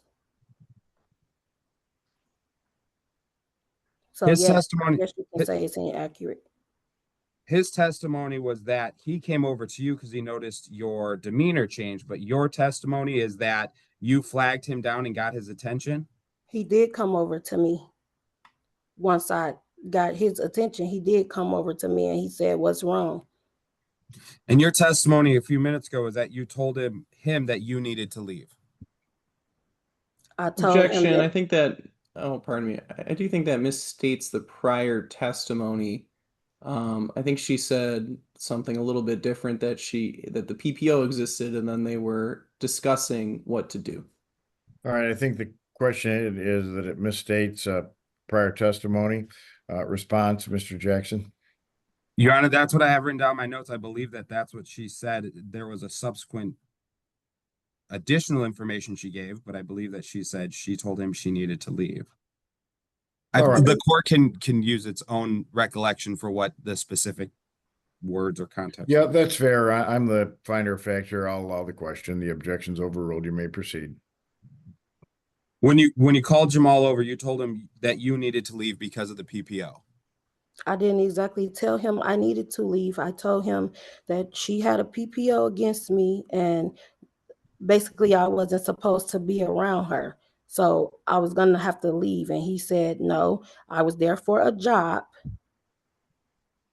and I couldn't leave. So he was going to put her out. Okay.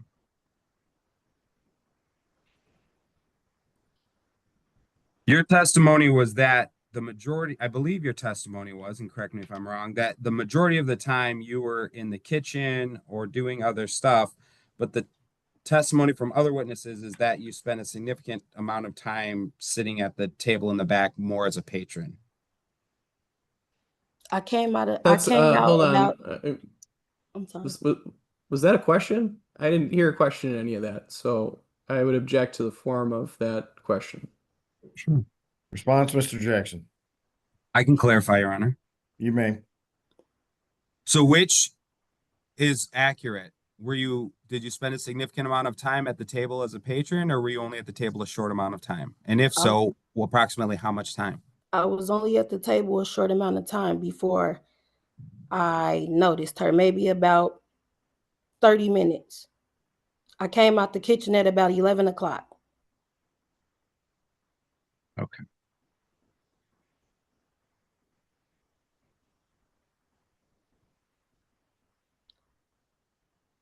Did you just carry around the paperwork that needed to be served out of habit? Yes, I did. I had it in my purse because of what I just said. She was using the PPO as a weapon. Like, she told me she would make me lose everything. So I feel like it was just spiteful. Am I correct in understanding your testimony that you go to the same church and that you sit on another side of the church from her, but that you knowingly stay at that church knowing that she's present? Yes, the judge allowed me to be able to attend church services. Okay. So you understood that distinction, that there was a specific allowance for church services? Yes. I have no further questions, Your Honor. Any follow-ups, Mr. Hebert?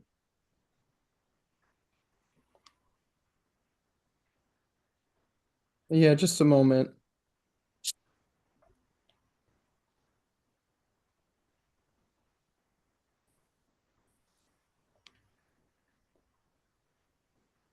So when you had a conversation with Jamal about putting Kimona out, what concerns did you have if he had done that publicly inside of the Candied Yam venue? That it was going to be a scene made. And again, I was there for a job and I didn't want any confusion or anything stopping me from being able to make this money. This is how I take care of my children. And so when everything was over with, as far as the event, and you had cleaned up and everything at that, basically the moment that you're walking out the door, are you expecting to see Miss Jones? No. Are you hoping to see Miss Jones? No. At any point in the evening, were you expecting to see Miss Jones? No. And when she told you, as soon as you saw me, you had to leave, what did that indicate to you?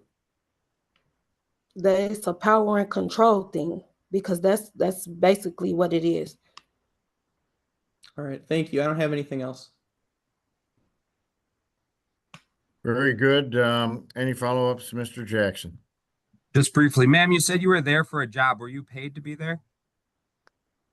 That night I wasn't. Okay. And this shadowing was supposed to happen before, but had already been pushed back at least one time. Yes. I have no further questions, Your Honor. Mr. Hebert? Thank you. We're all set. Very good. Then thank you, Ms. Kearney. You may step down from the witness stand. Any additional witnesses or evidence, Mr. Hebert? No, Your Honor. All right, then I believe we're to the time for a closing argument in this matter. The prosecutor may go first, Mr. Jackson. Thank you, Your Honor. Your Honor, I think, frankly, this all boils down to two possible paths to the court determining whether or not there was or was not a violation of the personal protection order. Subsection 5, Section A has a number of sections under stalking that the respondent is foreclosed from doing. One is approaching or confronting the petitioner in a public place or on private property. The other is entering onto, remaining on property owned, leased, or occupied by the petitioner. I think the facts that go to approaching or confronting the petitioner in the public place goes to the confrontation or lack thereof in the parking lot. I believe the court has received some testimony that the respondent made a comment to, at, or with the context of the petitioner. And I think that the court has to weigh that evidence that it has received to determine whether or not it believes that a violation has been proved. Obviously, the standard of proof is beyond a reasonable doubt in these cases. So the court, as a trier of fact, has to weigh that evidence to make its determination about whether or not that that provision has been violated. I think the second provision, and frankly, the more compelling provision before the court, is entering onto, remaining on property owned, leased, or occupied by the petitioner. I believe all the testimony from every witness, including the respondent herself, is that she became aware of the protected party, that the protected party was in the same venue, was in the same room, that she was aware of this person. She was given one out of having that person removed. But frankly, the PPO is a single-sided, one-sided document, and it comports the behavior of the respondent. The time is of question about how long. I believe the majority of the testimony is that it was 30 or more minutes that the respondent was aware of petitioner's presence prior to petitioner leaving, which is ample amount of time to leave. The respondent had the opportunity to leave. She was not getting paid. She was imbibing at this event. It was previously pushed back. So I don't believe, while people might say that she needed to be there or she had to be there, in fact, she had no contractual obligation to be there. And whether she does or does not, frankly, is irrelevant to these proceedings. It doesn't matter if she was supposed to be there or not. If the court wanted to make an exception for that, it could have and would have done so in its order. I do not see that in the order. It does not allow for that, let alone a church exception, but maybe that was something the court had previously said at a hearing. But the order that's before the court on whether or not it has been violated says that she is not to remain on property that is being occupied by the petitioner. There was a 30 or so or more or possibly less time that she was aware. She even said to one of the witnesses that she wasn't supposed to be there. She was aware of that. And then whether or not she got good or bad advice from Jamal about not leaving, again, is not relevant to the court in making its determination. I don't think that there is any dispute as to whether or not the petitioner remained on property that was occupied by the petitioner. Whether it's a de minimis violation, whether there's possibly some explanation or not, I don't believe is relevant to the finding that this court has to make. The court simply has to determine whether or not there was a knowing violation, and not necessarily intent of that violation, but simply that there was a PPO, that the petitioner, or excuse me, the respondent was aware of the PPO, the respondent was aware of the terms of that PPO and that PPO term was violated. I think the court can determine and find that that has been proven beyond a reasonable doubt. Whether or not it's de minimis, again, or not, whether or not it's serious or not, again, isn't relevant to a finding of violation or not. It absolutely would be relevant if in the event the court finds a violation in determining an appropriate sentence, but not as to whether or not it is in fact a violation or not. Thank you, Your Honor. Very good, Mr. Hebert. Your Honor, we're here because Ms. Jones has weaponized this PPO against Ms. Kearney. We've heard testimony that she remained in the parking lot on the date in question in order to confront her about the paperwork she had been served with. It's obvious that Lakeisha did not have any desire or intent or plan to have any contact with Kimona Jones. She didn't know that Ms. Jones was going to be at this place. She had never been there before. Ms. Kearney was surprised when she saw her. The other witnesses confirmed that she had not ever been at this location ever before. Certainly there was no plan for them to have any contact on this date. There are also prior circumstances that the court has heard some testimony about where Ms. Jones has done similar things to what she did on this evening, which is wait for her in the parking lot and try to start an argument and then come to this courthouse and file a an order to show cause and try to get her put in jail. And Well, I think this is the only order to show cause that I've heard testimony on in this case, isn't it? correct, but that's because Lakeisha has been very good about not taking the bait during these prior circumstances. She testified that during these prior circumstances, she's never been violated because she's taking painstaking efforts to avoid Miss Jones in the parking lot, even when she's doing things like standing behind her car and trying to kind of goad her into a violation in places where she knows that Lakeisha is going to be. And I specifically asked Miss Jones, she knows what Lakeisha's car looks like. They have the same automobile.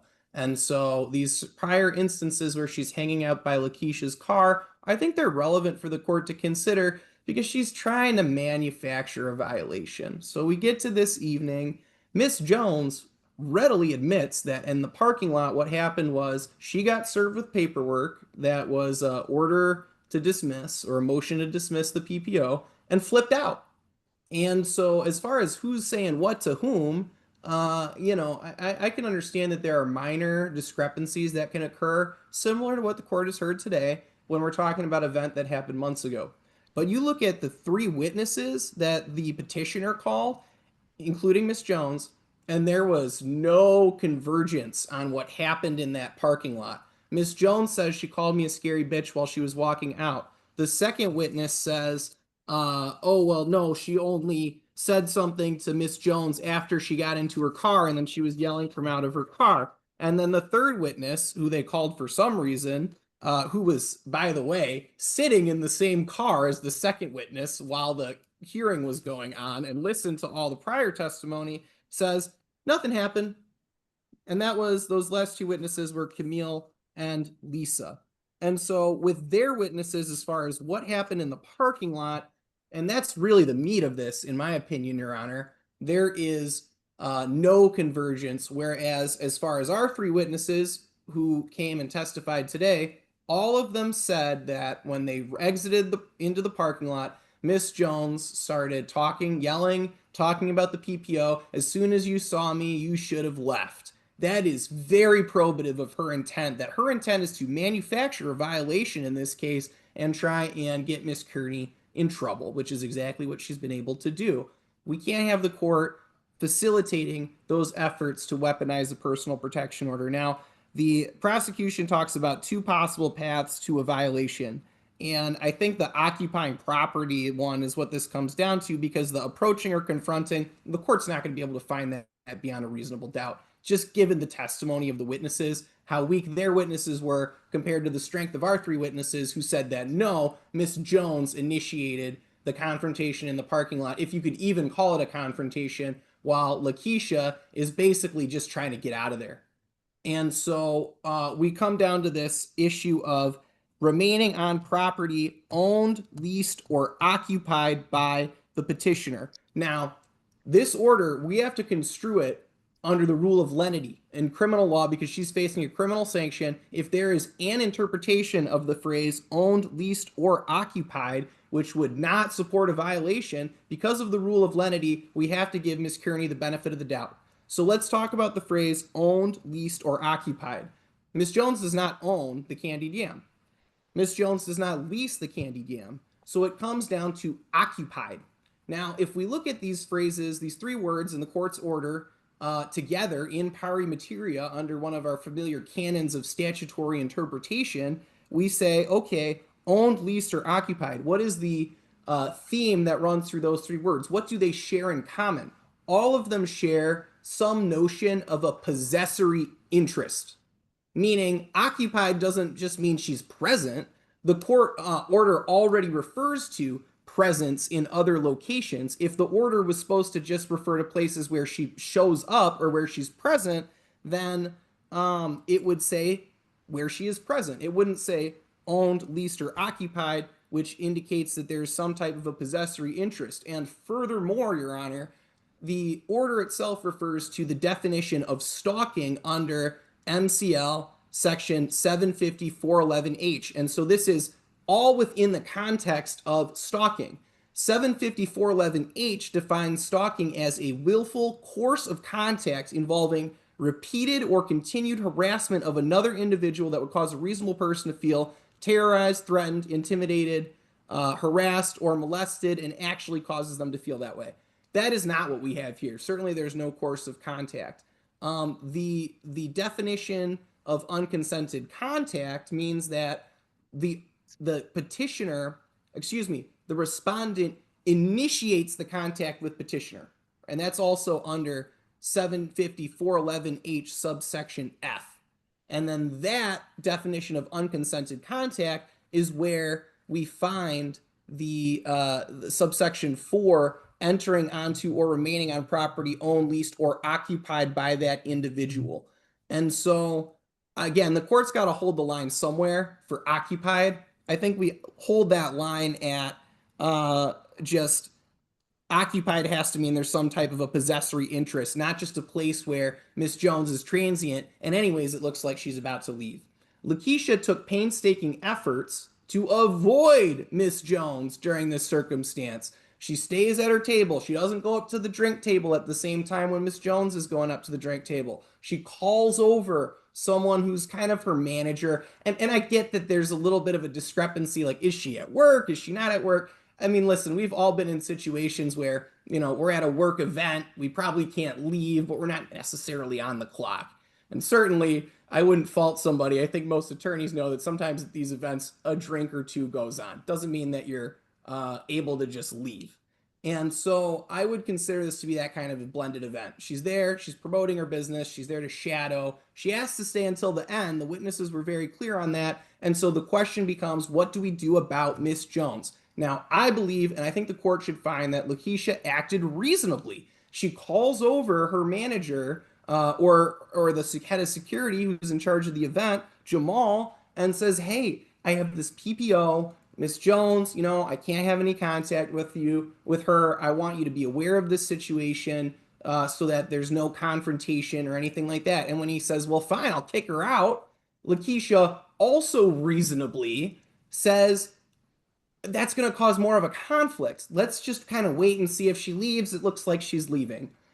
And that's what Miss Jones does. She ends up leaving. There's no direct contact. It's a big building. There's 50 people there. They're not even facing each other at these tables. And so she acts reasonably in saying, I'm not going to go talk to her. You know, I'm not going to cause a scene. I'm not going to make you kick her out. I'm just going to sit here at my table. And then after she leaves, I've got some other work to do. We'll get my work done and we'll get me out of here safely. And what about the idea that she takes advantage of the situation and passes the papers objecting to the PPO to, you know, another employee there to be served? Yeah, I think that that's reasonable too. Because like she said, Kimona's kind of dodging service. She's not she's not in a position to hire, a private investigator to file that or to serve that paperwork on her. She said she was keeping it on her in her purse. And so if she had delivered that to Miss Jones herself, absolutely a violation. And we have to instruct people of that when we're as an attorney, I have to instruct people of that. But I think actually the fact that she makes Jamal aware of it and says, hey, have somebody else give her this paperwork, I'm not the person to do it, is very probative of her intent. That Lakeisha at this point is not intending on having any direct contact with Miss Jones. And as far as if she's taking advantage of the situation, I don't even think that that's a negative connotation in the way that the court is meaning it, because it's an opportunity to say, this PPO is a problem for me. I'm trying to move to set it aside. She's here. It is an opportunity, and let's make sure this gets done appropriately without me handing it to her. And I think the fact that they did it in the parking lot was probably the best move under the circumstances. And certainly none of what happened with that would fall under the direct terms of the personal protection order. We know that people have to serve other people, but the part of it about sending mail or other communications to the petitioner, we know that people have to do service, and so all the time we have it done through third parties, and that was a reasonable decision for her to take. And then after that, Miss Jones receives that paperwork and decides, I am gonna confront Keisha when she leaves. She's waiting around, 15 minutes go by. That part is pretty much unconsented among all the witnesses, or excuse me, uncontradicted. Everybody agrees she's waiting a period of time, and then Lakeisha comes out. Miss Jones has already testified that she was worked up at that point in time. She's yelling and swearing at the security guard who served her with the paperwork. How dare you get involved in my business? Yada, yada, yada. The other two witnesses, they're not telling the truth when they say that she wasn't doing that, because you heard it right out of Mrs. Jones' mouth that that's what she was doing. She was swearing, carrying on. And I think the court can make a reasonable inference, giving Lakeisha the benefit of the doubt, since the prosecution has the burden of proof, and say, yeah, I have reason to doubt that Miss Kearney ever intended to commit an act that would violate the personal protection order. I can admit that maybe with hindsight, knowing that there was going to be a confrontation in the parking lot, that it probably would have been, with hindsight, better to just skedaddle as soon as she saw Miss Jones. But I don't really think that's what the PPO requires. If you look at the language of it, and you look at the subsection 750-4111H, it's kind of like the petitioner, or excuse me, the respondent has to do something with intent. And like, what acts did she do that was intentionally directed towards Miss Jones? She's passive through this whole instance, other than, I grant you, with the filing of the service of the motion through a third party. Most of what she's doing is sitting back and trying to avoid contact with Miss Jones. And so again, all of this comes under the threat of stalking, right? If you look at the PPO, it says stalking as defined by the statute, which includes but is not limited to. In order to find, even under the occupying language that Mr. Jackson has referred to, the court has to find stalking. And stalking is a course of conduct, a willful course of conduct involving repeated, continuing harassment of another individual. It's just not what we have here, Your Honor. And certainly the people have not proven their case against Ms. Kearney beyond a reasonable doubt, given all of the different testimony that you got from the prosecution witnesses, and the fact that we have three people coming in here, including Lakeisha, to say that she never wanted to see Miss Jones on this evening and had no intent of having any contact with her. And ultimately, she just wanted to get in her car and go home. It's Miss Jones who started this conflict, Your Honor. Thank you. Mr. Jackson, any last words? Just a few, Your Honor. Intent and whether or not she intended to start something earlier on or not, again, doesn't matter. It's what she is supposed to be doing and what her actions were. If we keep adding additional requirements to the orders, then we can continually find excuses or way to get around it. But the fact of the matter is, the respondent is foreclosed from doing certain things that are listed in the PPO, and that's what she's required to do. And I think her own testimony acknowledges that she knew that she wasn't supposed to stay there. There's a separate section for appearing at the workplace or residence of the petitioner. There is no additional requirement or anything. It simply says occupied by the petitioner, and it's remaining or entering onto. And so I don't think that there's any question that that in fact did occur, and whether or not there was intent to make it worse, or just because she didn't violate the PPO worse doesn't mean she didn't violate the PPO. So I think that the court can find, again, the court doesn't need to make a determination about if this was a bad violation or not, or it could have been worse. It simply needs to find whether or not there was in fact a violation of the order, and then can fashion its sentence appropriately. And I think that's what the court should do today. All right. Yeah. Well, thank you. Thank you, gentlemen.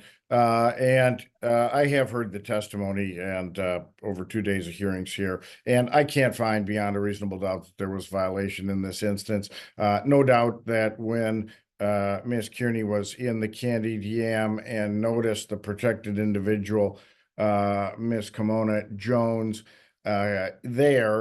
she should have left, and that's what it appears she intended to do. However, she got some poor advice from the owner manager of the candied yam at the time, Jamal, who testified that he said, "Hey, you don't have to leave. I'll put her out." Where she said, since she looks like she's leaving, I'm just going to let events take their own course and let her go anyway. And then, also thinks, oh, I also been trying to serve this objection to the PPO on her. Can you have someone hand that to her? And Jamal does so. Again, the service of legal papers not being the type of thing that usually triggers a PPO. Now, on the other hand, Ms. Jones is served with papers. She doesn't like that. She's upset about it. She stays in the parking lot, and then when the other people come out, there is an exchange of words. Well, again, it appears, number one, Ms. Kearney didn't come out into the parking lot specifically to confront Ms. Jones. She was simply exiting the restaurant at that time, the work there having been done for a while. When Ms. Jones is present, the issue is who and I guess on one hand you could say, well, it's a PPO, but of course a PPO doesn't entitle one individual to say anything to the other. Miss Jones does indicate that she was upset primarily at being served when she's out at a karaoke night, understandably. However, there isn't any bar on it, and voices her opinion at that point that she shouldn't have been there at all because of the protective order. There may have been an exchange of words, but the content of that exchange is far from certain, given the witness testimony, some of which say, well, there wasn't really an exchange, some of which say, well, we couldn't make out who was saying what. So I just can't find beyond a reasonable doubt that there was violation. I will dismiss the allegation of a violation at this time. I do note that this protective order remains in place until July, and I would echo certainly it was not good advice from Jamal to stay at the work site. Could you get an exception to the protective order to allow you to stay at a work site if it's a work site where either two people work or one person works and the other person shops? Yes, I've done those. I've structured them so that can happen and there's no contact. However, with the short amount of time remaining on the PPO, I would advise simply to do what Miss Kearney indicated her inclination was, and that is, boy, I got a PPO on me. I can't stay. I need to leave. So that would be the good choice if the two of you are ever together. But by the same token, these are, as I stated earlier, intended to be shields for the person against harassment, but they're not a sword, in that the person with the PPO, protected by the PPO, can't say, well, I can say whatever I want to you, but you can't say anything back type thing. That would be contrary to the intention of the PPO. And in other words, as I think my dad used to tell my brother and I when we were having verbal arguments, well, you shouldn't dish it out if you can't take it, kind of thing. So, I would caution both parties against that. It certainly seems like there's certainly still tension in the relationship, and you're both best served by maintaining space between each other. Another course of action here that Miss Jones, may have been able to follow was, staying in the back area in the kitchen or whatever, doing food proper cleanup and not coming into the serving area of this particular restaurant, might have avoided, this series of events. from happening. But all the same, you know, I do overall think that Ms. Jones made choices that were reasonable in light of her awareness of the PPO, and attempted at least the best she could with the facts as she knew them to avoid violating. So I'll not find a violation at this time, and I will dismiss the alleged violation. The PPO will remain in place until its expiration date. And with that, we are concluded. Thank you. Thank you, Your Thank Honor. you, Your Honor. Have a good afternoon. You as well. This matter is before the court this afternoon on allegations that Miss Kearney violated the court's personal protective order granted in favor of Miss Jones. So as an initial matter, counsel, will you place your appearances on the record, please? Thank you, Your Honor. Lauren McNabb, APA Kent County, on behalf of Petitioner Kimona Jones. Thank you. And good afternoon, Attorney Evan Hebert on behalf of the respondent, Lakisha Kirney. Very good. And Ms. McNabb, since this is the trial of the matter, you may call your first witness. Thank you, Your Honor. I'd like to call Ms. Jones. Very well, Ms. Jones, would you please raise your right hand? Do you solemnly swear or affirm that your testimony today will be the truth and nothing but the truth? I can't hear you, Ms. Jones. I'm not sure if your audio's on or muted, maybe. Can you hear me now? Yes, I can. Oh. And do you swear to tell the truth and nothing but the truth? Yes. Very good. You may proceed, Ms. McNabb. Thank you. Ms. Jones, could you please just state your name for the record? Kimona Jones? And you are the petitioner in this matter? Yes, ma'am. Okay. Did you request a personal protection order from the court? Yes, ma'am. Do you recall roughly what day that was granted? It was sometime in January. Okay, if I told you January 13th, does that sound right? It does. Okay. Roughly, I'm sorry. Yep. Okay. And you had Miss Kearney served with that PPO, correct? Yes, I did. Okay, and was that also in January? Yes. Okay. Your Honor, I would ask that the court just take notice of the dates of January 13th for granting of the PPO and January 16th for service. Very well. I will take a notice. You may proceed. Thank you. Ms. Jones, did you file a motion to show cause in this matter? Regarding the violation? Yes, ma'am. Yes, I did. Okay. Can you tell me about that evening that caused you to file the motion? I went out to karaoke with some friends, so a karaoke event with some friends for someone's birthday. And probably about a good 20, 30 minutes of being there, I saw Miss Kearney and two friends walk in, and they just sat in the back of the room as if they were waiting, I guess. I don't know. They didn't participate in karaoke. They just sat in the back of the room throughout the duration. The security guard is a common friend of me and Miss Kearney. And as the evening ended and we were walking outside, he served me papers that he got from Miss Kearney that evening. It was her motion to dismiss the order of protection. And at the time that we walked out is the time that they walked out. And once they got in the parking lot, they started yelling, "Scary B, Scary B," because I was upset with him. I was having a heated conversation with him, telling him he should have stayed out of it, being a common friend, but he wasn't aware of the whole situation. So they started yelling, "Scary B, Scary B." And so I didn't call the police that evening. I called them the next morning to file a police report. They said I should have called that evening, but it's my friend's birthday. Right. So where were you served the papers, in the restaurant or outside in the parking lot? At the door. We were walking out the door, and so he did it right at the door as they were walking out as well.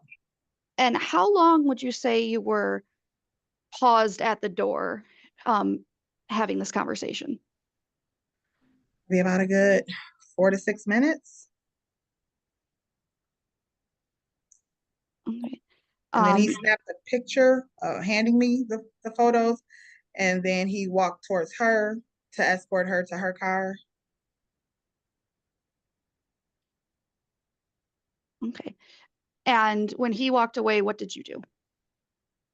I was yelling. I was upset. I was talking to my friends, yelling about this situation. I'm cussing and fussing, like, how dare he, this and that. They like, scary B, scary B. I'm like, ain't nobody scary. No, nobody wants to fight. We're grown. I'm yelling. I'm so upset at this point, obviously.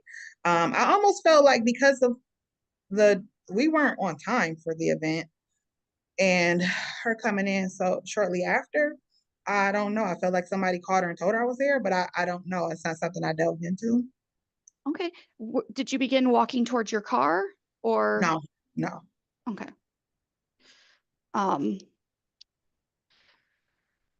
Did Miss Kearney have any other contact with you? Not directly. Not just indirectly. I just through other people since Okay. then. And when you were yelling at her at I put his name down and I forgot, at the security guard, or were you just yelling Kevin. to your friends? Kevin? I was yelling at Kevin. The other young lady that was with her was my previous friend of 30 years, Stacia. I was yelling at her. I am yelling at Kevin. The young lady whose birthday it is Kevin's god sister. We're like, I'm yelling, like, how, why? Okay. But you weren't addressing Miss Kearney. No, I addressed Objection leading. Apologies. Who are you addressing? Stacia. I don't think I called her name. I think that whoever when she yelled scary B, I definitely said, ain't nobody scary. Okay. All right. I have no further questions. Mr. Hebert. Thank you, Your Honor. And good afternoon, Ms. Jones. My name is Evan Hebert. I am Lakeisha's attorney. I'm going to ask you some questions. If you don't mind, I wanted to ask for some ground rules. If you don't hear the question that I ask, because I know we're on Zoom and everything, just let me know, because I might cut out or something, and then I'll repeat the question. Does that sound okay? Okay. And you understand you're under oath today, so all of the answers that you provide, they have to be the complete truth. Yes, sir. And if you could do me one last favor, when you're answering questions, please try to provide an audible response, like yes or no in the form of words, rather than something like which doesn't translate very well when the court reporter has to make a transcript of the hearing. Can you do that for me? Absolutely. Thank you very much. So I just wanted to get a little bit of background about this situation. Fair to say you were friends before with Miss Kearney, is that right? Yes, sir. And you went to the same church together. Correct. And you've been on a cruise with her and several other friends before. Yes, sir. And this situation soured after she asked for her house key back from you after your friendship was going through a troubled patch. Is it fair to say that? Yes, sir. And did you ever give her a key back? Yes, sir. And how soon was that prior to you filing for the PPO? That was, excuse me, Judge, we lost respondent. The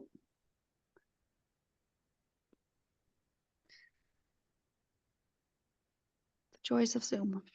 She just texted me that she got cut out and she's trying to log back in. Very good. Looks like we do have Miss Kearney back, so you may proceed, Mr. Hebert. Thank you, Your Honor. So I think where we had left off was we were talking about the cruise. That was in October of 2024, correct? Correct. The last question you asked me when I gave her the key back, I think. And so after October, she had asked for her key back between October and November. Yes, it I believe it was early November. It was before her birthday. Or after, I'm sorry, I take that back. It was after her birthday. And then the events that caused you to file for the personal protection order occurred between November and December of 2024. Correct. I gave her her key back on Friday, November 22nd. Thank you. Mhm. Going back to the timeline, the cruise and prior to filing for the PPO. So was there an argument between the two of you during that cruise?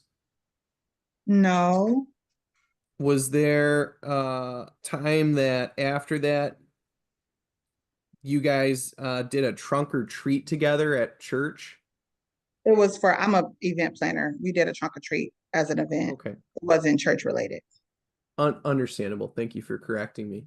Were any of the events that you did together at the Candied Yam? No, And the Candied Yam, I should clarify for the court, that's the location that we're talking about in the event that brought us here today, correct? correct, And that's in a restaurant and event space. correct. And you had you been there before this event? The candied yam, not since it's been the candied yam, no. Okay. And when did it become the Candied Yam? I don't know. Whenever Okay. they purchased the building. A couple I don't years know. ago? I don't think it's been that long. Okay. When I was growing up, it was a club. It was a nightclub on the corner of Division in Delaware. So I don't know Mhm. when they. Fair enough. Like I said, if you don't know an answer, you don't have to tell me the answer. But okay, so there was an event going on for karaoke at the Candied Yam. Correct. This was the first time that you had been there for one of those karaoke events. Yes. And you went with a friend. A few friends. What were the names of the people that you went with? Camille, Todd, Lisa, Todd, Burley, Hobson, and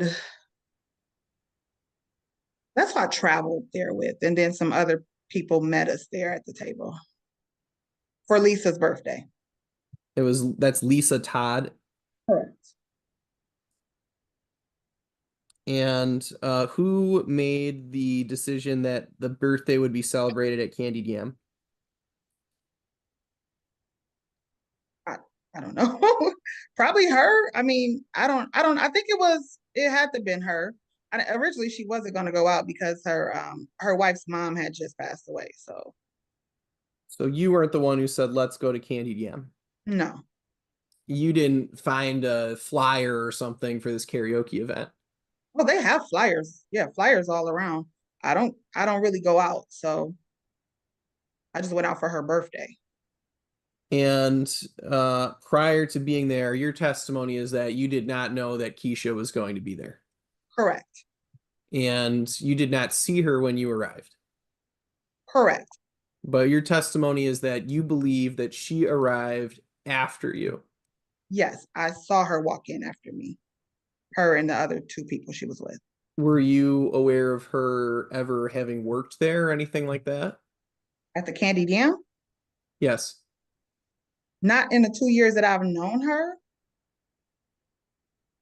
Had the event space of the Candied Yam been open for very long, if you know? No, no. I'm an event planner and decorator, so I kind of keep up with the event spaces aspect. I don't know when the restaurant opened, but the event space itself, a few months had to been. I can't tell you the exact dates, but I'm sure there's documents. It hadn't been open for very long. No. This was a fairly new event, like a few months of a fairly new event. So you had no expectation that that she was going to be there.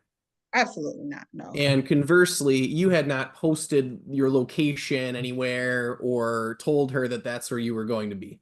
No. Okay. And so the two of you meeting, you would agree in that location, to the extent that you met there. It sounds like, let me ask you this first.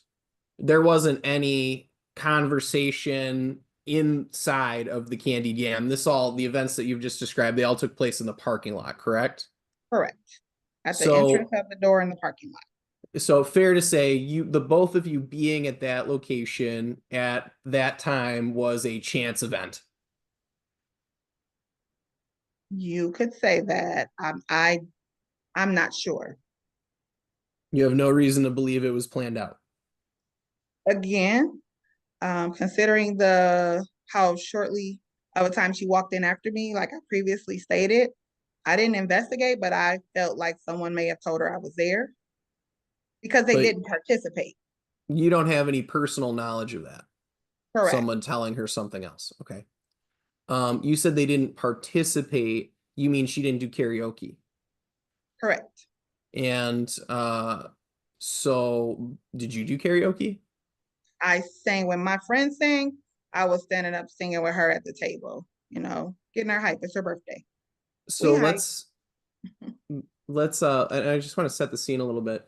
This event space, it's kind of like a gymnasium, is that fair to say? I would say banquet style, maybe 80 people, auditorium style seating, 125. So 130? up to 125 people were there, you said? No, I'm giving you as far as the capacity, what the potential capacity would be in order to give you somewhat of an idea of the size of the building. So it's a big event space. It's a nice size. All right. And how many people would you say were there? Probably about a good 20 to 30, maybe 40. I'm not entirely sure. Okay. It wasn't packed. It was nowhere near filled to where it could have been. You did not go up to Lakeisha's table during this event, Not at all. and vice versa. She did not come up to your table and talk to you during this event. Correct. And so the event, what time did it end? I don't know. I'm not aware. I'm sorry. I don't foresee them allowing anything past 11 or midnight. I don't. What time did you leave? I don't even know if I have any way of recourse of knowing that. So Miss Jones, I We don't left know when if you're it was fairly over. okay, and I didn't want you looking at your phone to check anything or anything like that. I'm just asking what you remember. Is that fair? Oh, okay. So you No, don't I have any materials with you to refresh your memory or anything like that. Miss McNabb may follow up with you about some things, but I don't want you to look at any other extraneous materials while we're here in court today. Is that okay? Oh, absolutely. Thank you. So, okay, you said that you were leaving about when it ended, the event. Correct. Were a lot of other people leaving at the same time? I believe there were other people. I just know the people from our table were leaving at that time. But again, the gentleman served me papers and took a picture of me. And from what I understand, there has to be a time and stamp on that. So that would be reference to when we left. That's Okay. very helpful. Thank you. So that's what you're saying is another gentleman, I think you said his name was Keith, correct? Kevin, excuse me. Kevin came up and served you with the papers. Yes, And that upset you. absolutely. I think that Kevin should have stayed neutral, being that he's both our friends. And it made you kind of lash out at Kevin. I definitely had a conversation with Kevin. Yes, I was upset with Kevin. Okay. And you said you were yelling and cussing at Kevin. Yes, I was.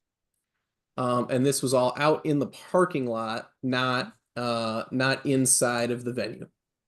This is at the entrance of the venue, so close to the entrance that the door is still open. May I share my screen, Your Honor? You may. Just 1 second, Your Honor. Very well. Miss Jones, did you consume any alcohol on this evening? No, I don't drink. Did you go up to the bar at all? No, Do they serve food at this location? The Candy Yam is a restaurant. Was the event like, was it a potluck or something where they were serving food? I didn't see any food out. I believe you could place an order for food, but I didn't see any sitting out like potluck style.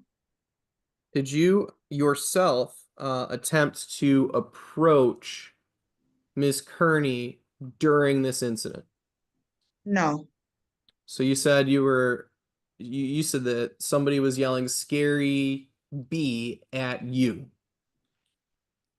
Did you yell anything back? yes, I did. I said, I ain't no scary bee. I don't want to fight. We're grown.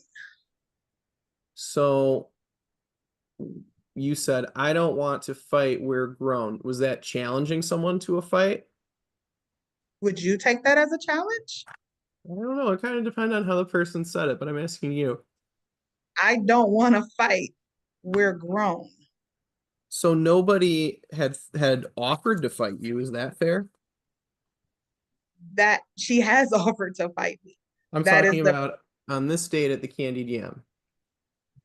no, just on the text messages that she sent, which allowed me to place the PPO, the order of protection. So why did you think that there might be a fight if she was walking out to her car? You were the one who was in an argument with the security guard, and she was being escorted away from you. Had not been escorted away from me yet if I was arguing with him at the door. If she did not want any problems, then she would have just walked out and got in her car and left. Nobody was initially speaking to her. I was speaking directly to Kevin. Okay, And you when said she would have. when she started yelling, his sister said, just walk away, Kevin. Go get her. Or something like that. I can't remember her exact verbiage. And I don't even remember which one of his sisters said it. And then that's when he went towards her. Do you know a person named Jamal? He was, I believe, one of the hosts. At the Candied Yam? Yes. Did you see Jamal in the parking lot? I did not. That's not saying he wasn't there. I didn't see him though. If I told you that you called the non-emergency line at 12:24 a.m., would you agree with that? No, I called the next day. Like when I woke up. You don't recall having a conversation with a police officer that evening No, I did in not. the middle of the night? No.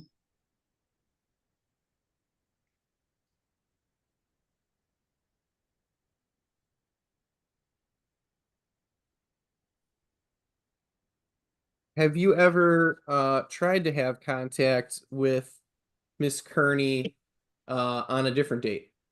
No. I know you said you go to church together. Correct. You've continued going to church with her. That's my church. I invited her.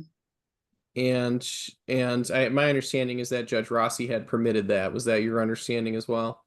Yes. Court's separation of church and state and all that. You understand that, right? I understand, but it has caused more problems. Okay. So have you tried to confront Keisha in the parking lot after church services? No. Have you stood by her car intentionally to try and prevent her from leaving? No. Have you ever followed her in your car while she was driving home from church? No. Or any other time? Never.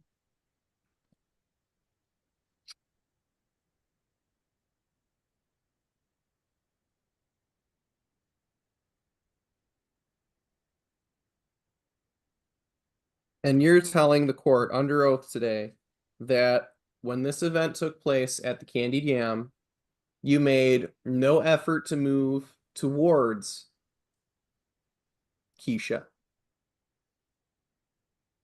No, I don't want to fight. You did not address her as she was leaving. That's No. your testimony. Correct. And you're saying at some point you did address her in response to someone else yelling scary B. Stacia and I have been friends for 30 years. Keisha and I for 20.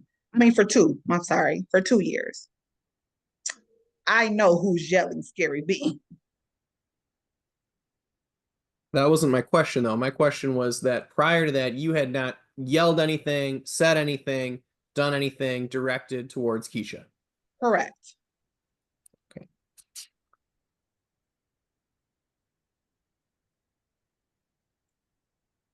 And would you agree that this happened around midnight? When you previously asked, I told you I didn't know and that there would be reference on the papers that were served to me. You can't tell me the time. I don't see their event lasting anything past midnight, so it had to be between 11 and midnight, I'm sure. And you also said you left as most of the other people were leaving, like towards the end of the event. I said I left when the event was mostly over. I believe it was mostly over. And then while you were having the argument with the security guard outside about the paperwork, were there other people coming and going? Anybody else leaving? Remember, I did say that his sisters were there, the other people that were sitting at the table, and then I have witnesses today that were there, right there at that time. What about how many people were coming and going? I don't know, sir. All right. So if I said that you had received the papers and then waited in the parking lot for Keisha, would that be a true statement? Not at all.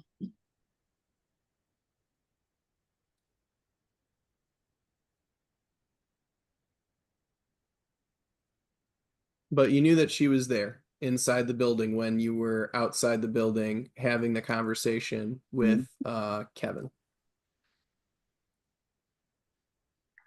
I knew she was there. I was at the entrance having a conversation with Kevin. Right by the door. Yep, the door was open. Yes, sir. Just as a housekeeping matter, Your Honor, this is kind of like a map, but I guess I would move to admit this photograph. It's a photo of candied.yam.png. I'd be happy to forward it to the court when we're finished today. Any objection, Ms. McNabb? No objection, Your Honor. Okay, it may be admitted. Thank you. That's all I have for this witness right now. Any redirect, Ms. McNabb? Just very briefly, Your Honor. Ms. Jones, how long would you say all this took between you getting served, you yelling, and then everyone getting in their car and leaving? Probably anywhere from 10 to 15 minutes. It wasn't long.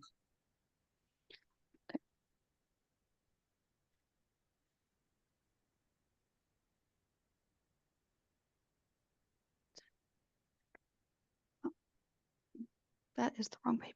Can't. And then I guess, who was yelling scary bitch? I heard Lakeisha yelling it. Can't hear anything. Okay.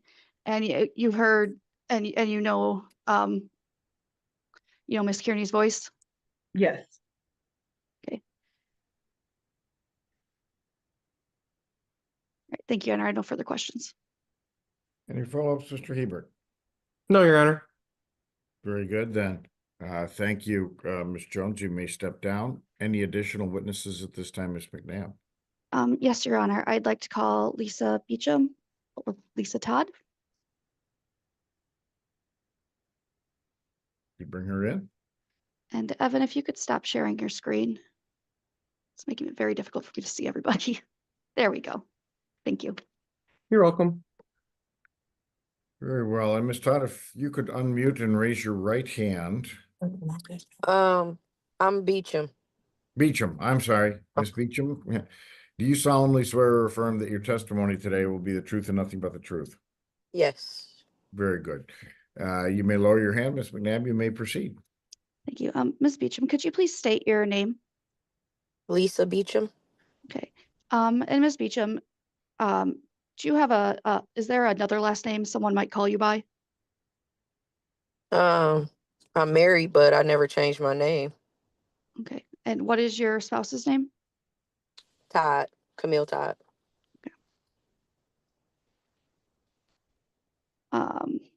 And do you know Miss Jones and Miss Kearney? I know Jones. I Okay. don't personally know the other party. Okay. So I want to ask you some questions about, I guess was it your birthday? Yeah. Yeah. All right. Can you walk me through what happened that evening? We went to karaoke at, I think it's called Candied Yam. And it was me and several friends and family members. We had been there for about an hour. And the other party walked in with two other people and went and sat in the back of the venue. They never interacted with us, so I didn't think it would be an issue. But as we were leaving, that's when we were stopped at the door and Kimona was handed some papers. And then we walked to our car and I heard the other party on the case yelling some profanities from her car. And then we pulled off and left. Okay. And by the other party, do you mean Miss Kearney? Yes. Okay.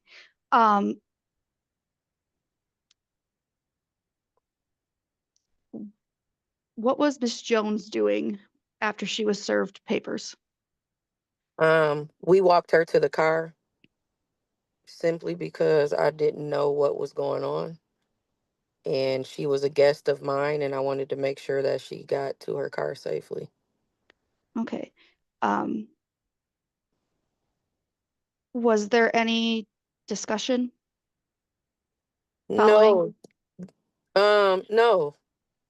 We walked out, the bouncer said, he called her name, he said Kimona, and then he handed her the papers. And then I kind of put two and two together on what was going on because that's how you serve somebody. So we walked her to the car and I already knew that they weren't supposed to have contact with each other prior to us going to karaoke, but they weren't there when we arrived and they didn't leave after they seen us there. So I don't know. Okay. Did Miss Jones have a discussion with the bouncer? I don't know exactly what was said. I do know the bouncer said he didn't know that's what he was being asked to do. And what was this a relatively calm discussion or? That was, but do you say, is it Kearney? Is that how you say her name? I believe so, yes. She was not calm at all. She was actually pretty aggressive walking to her car and yelling some stuff from her car. She was parked kind of like directly in front of our car, which was another reason why we got Kimona to her car and she left and we followed after she left to make sure she got out of the parking lot. Did you ever hear Miss Jones say anything to Miss Kearney? No. Okay. Did she ever walk towards Miss Kearney or? No. Okay. No further questions, Your Honor. Any follow-ups, Mr. Hebert? Yes, Your Honor. Thank you. And good afternoon, Ms. Bechum. My name is Evan Hebert. I am Ms. Kearney's attorney. I have a couple of questions for you. If you do me a favor, if you don't know the answer to one of my questions, please say, I don't know. Don't just try to answer or speculate. Does that sound okay? Yeah. And if you can't hear me, do you mind letting me know? Yes. And do you mind giving me verbal answers rather than nodding your head or saying, mm-hmm? Yes. Thank you very much. You understand you're under oath today. Yes. And that means that you've sworn to tell the truth, correct? Correct. Now, just kind of talk about this situation. This was your birthday at the Candied Yam, correct? Correct. Who decided to go to the Candied Yam? Me. And before going to the Candied Yam, did you have any information that Keisha would be there? No. And did you see her car in the parking lot when you arrived? No, there were only like 4 cars in the parking lot when we got there. We were actually one of the first parties to arrive. And then all the contact that you witnessed between Ms. Jones and Ms. Kearney occurred after the event was over in the parking lot. Correct. And you indicated that you left with Miss Jones. The two of you were together. Yes. And then the security guard stopped her and gave her some papers. Correct. He served her with papers. Correct. And then you said that they had a conversation, and then you and Miss Jones went to her car. Correct. And that was before Keisha walked out.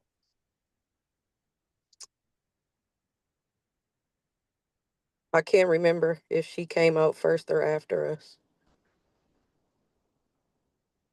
Well, that's a pretty important detail. So you do remember walking Miss Jones to her car, correct? Yes. When we walked her to the car, Keisha was already in her vehicle. And so you said that the contact that took place involved her, Keisha, yelling out of her vehicle.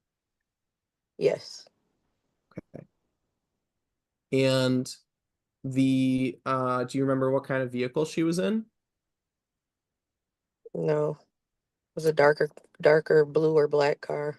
Did you see her go to her vehicle? No. So where were you standing when this event took place?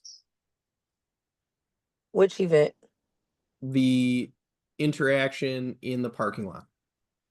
I was standing by my vehicle, which was near Kimona's vehicle as well. So you're standing by your vehicle. Was that when the papers were served?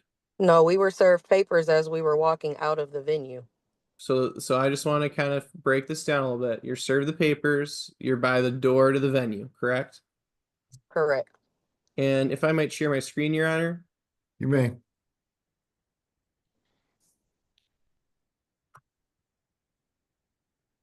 Do you see a photograph, Miss Bechum? Yes. And do you recognize this location as the Candied Yam? Yes. And do you see the door on the left? Yes. That's the door that we're referring to, correct? Yes. And then the parking lot kind of goes towards the back where you see the wooden fence in the back. Correct. And there's more parking spaces over there. Correct. Okay, so the service of the paperwork happened at the door. Correct. There was a conversation that took place between Miss Jones and the person who served her the papers. Correct. And that was just a conversation. Yes. You're saying it was a civil interaction. Yes. And then you walked to your car? Yes. And were you with Miss Jones when you walked to your car? Yes. And then you're saying that's when Keisha came out. I'm saying that Keisha was already yelling from her vehicle as we walked to my vehicle. As we're having a conversation with the bouncer, I'm not paying attention to where Keisha was. At that point, I'm concerned about what's going on with the papers. So the first time that you saw Keisha or heard Keisha, she was already at her car. Correct. Was she with anyone else? In her car? No. Was there anyone else present for this interaction besides you and Miss Jones and Keisha? Camille was present. Okay. Who's Camille? She's the other witness on the case. Is she like a friend of yours? She's my wife. Your wife. Thank you. You had already said that. I appreciate that. Camille Todd. Correct. Anybody else? There were other patrons that were leaving, but they weren't with me personally. Was there anyone else from security that you witnessed? No. Just the one person that served the papers? Correct. You said that there were some profanities yelled. Did you at any point during this interaction hear Miss Jones use any profane language? No. At any point? No. And you were with her the whole time from the time that she walked out the door to the time she got in her car? Correct. And did you hear, you said also that Keisha was using profanity? Correct. Okay, what did she say?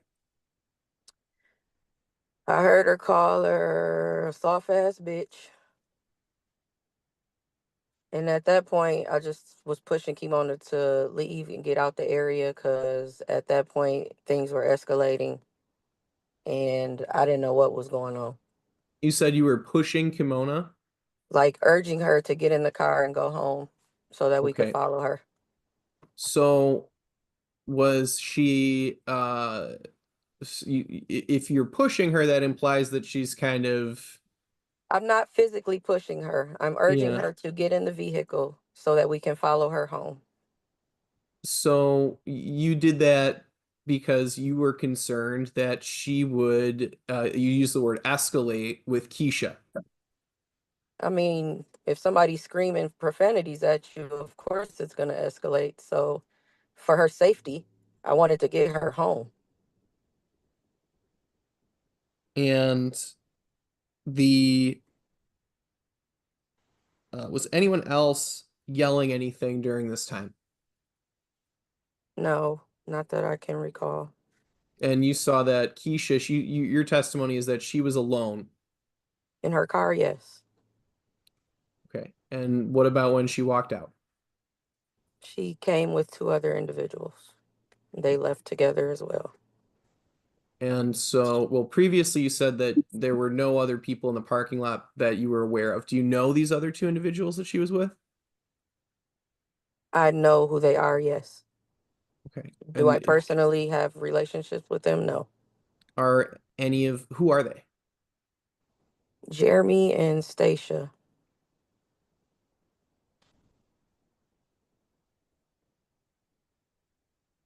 Was anybody else present? There were other people leaving karaoke. As I stated before, I don't know everybody who was there. What time did this take place? A little after 1. That'd be 1 in the morning, right? Correct. What time did the event end? What?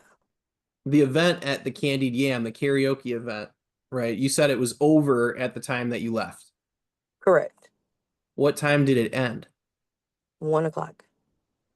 And so you said this all happened a little after 1 a.m. How much time did you spend with Miss Jones in the parking lot prior to seeing Keisha in her car? No longer than 5 minutes because she was parked directly across from me.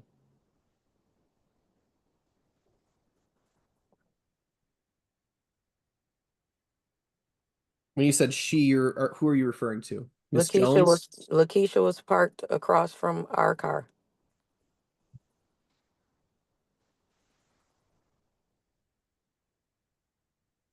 And then Lakeisha left first. We left. I don't know when Lakeisha left. Well, You were in your car when she was in her car. Is that your testimony? Yes.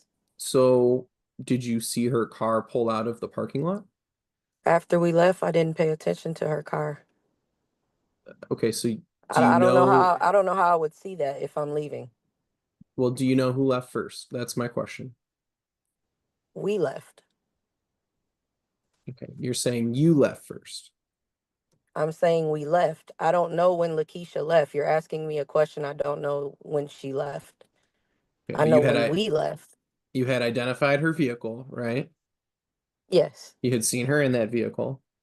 Yes. You just testified that this was right next to your vehicle, but you And don't no, know I did when she not. I left. said she was across from my vehicle. I did not say she was next to me. But you could see her vehicle from your vehicle. Correct. But you still can't tell me who left first, We pulled off. right? Before or after Keisha left? I don't know when she pulled off in her car.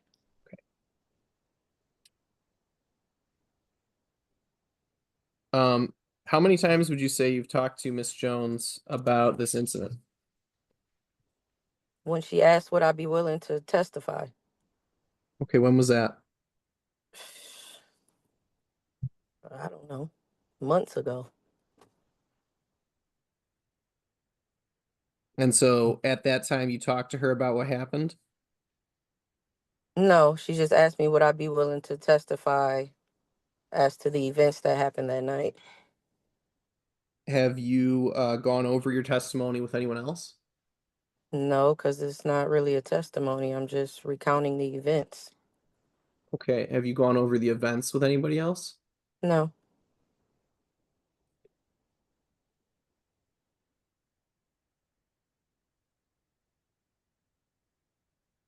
Are you still friends with Miss Jones? Yes. Were you ever friends with Miss Kearney? I believe you said you were not. No, I do not know her personally.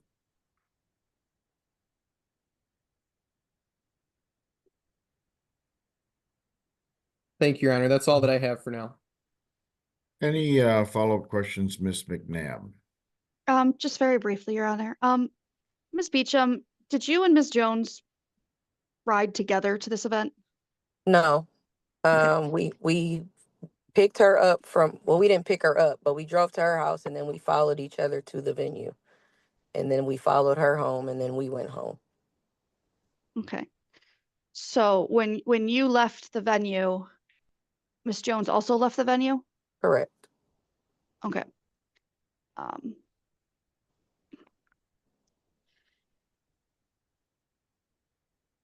And then were you involved at all with Ms. Jones's conversation with the security guard? No, I noticed she wasn't behind me as I started to walk off, and then I walked back over to figure out what was going on. And that's when I seen she had some papers in her hand. And then the security guard was saying that they didn't know that this was what they were being asked to do. Okay. And at that point, what did you do? We walked towards, well, when you come out of the building, you go to the left to the parking lot. We walked to our car. Kimona was parked right near us.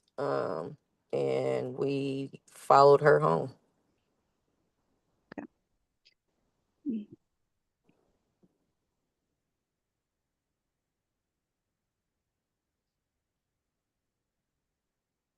All right, no further questions. Thank you. And Mr. Heber, any further questions? No, Your Honor. I'm satisfied. Thank you. Very good, then thank you. You may step down, Ms. Bechum. And Ms. McNabb, you may call your next witness. Thank you, Your Honor. One last one. I'd like to call Ms. Todd.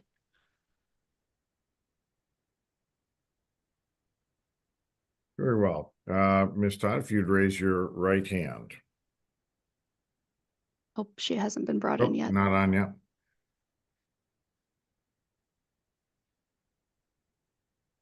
Ms. Todd, would you please raise your right hand? Do you solemnly swear or affirm that your testimony today will be the truth and nothing but the truth? I do. Thank you. You may proceed, Ms. McNabb. Thank you. Ms. Todd, could you please state your name? Camille, Todd. All right. And I'm sorry, I hate to interject. Is this witness in the same room as the last witness? I just want to make sure we're doing sequestration. No, I'm in my car. Okay. Thank you. I apologize for interjecting. Just want to make sure we're all following the rules. You may proceed, Ms. McNabb. thank you. Ms. Todd, were you at the Candied Yam for your wife's birthday? I was. All right. Can you tell me what happened? We got there. We sat at a table. It was a group of us, and we were sitting there, and then the person who, Kimona served, walked in the building and walked towards the back of the building and sat down with two people that she came in with. Towards the end of the night, we walked out, and Kimona was served with paperwork, and we went to the car and we went home. Okay. Was there any conversation when she was served the paperwork? So when she served the paperwork, I was walking up a little bit, so I turned around and I seen she, had got the paperwork. So I don't know if there was any conversation. Okay. Did you hear anybody with elevated voices? Did I hear anybody with elevated voices? Did you hear anybody yelling? I personally didn't hear any yelling, no. Okay. And did you hear anything Miss Kearney said? No. Okay. And around what time were you all leaving? That was so long ago. But I want to say it got over like 12:30, 1 o'clock. But I'm not for sure. I don't know for certain the time. Okay. And how long were y'all, your group, in the parking lot after walking out the door? I would say like maybe 5 to 10 minutes, if that, because after Kimona was served that paperwork, we went to our car, got her in her car, and we followed each other home. All right. Thank you. I have no further questions. Mr. Hebert?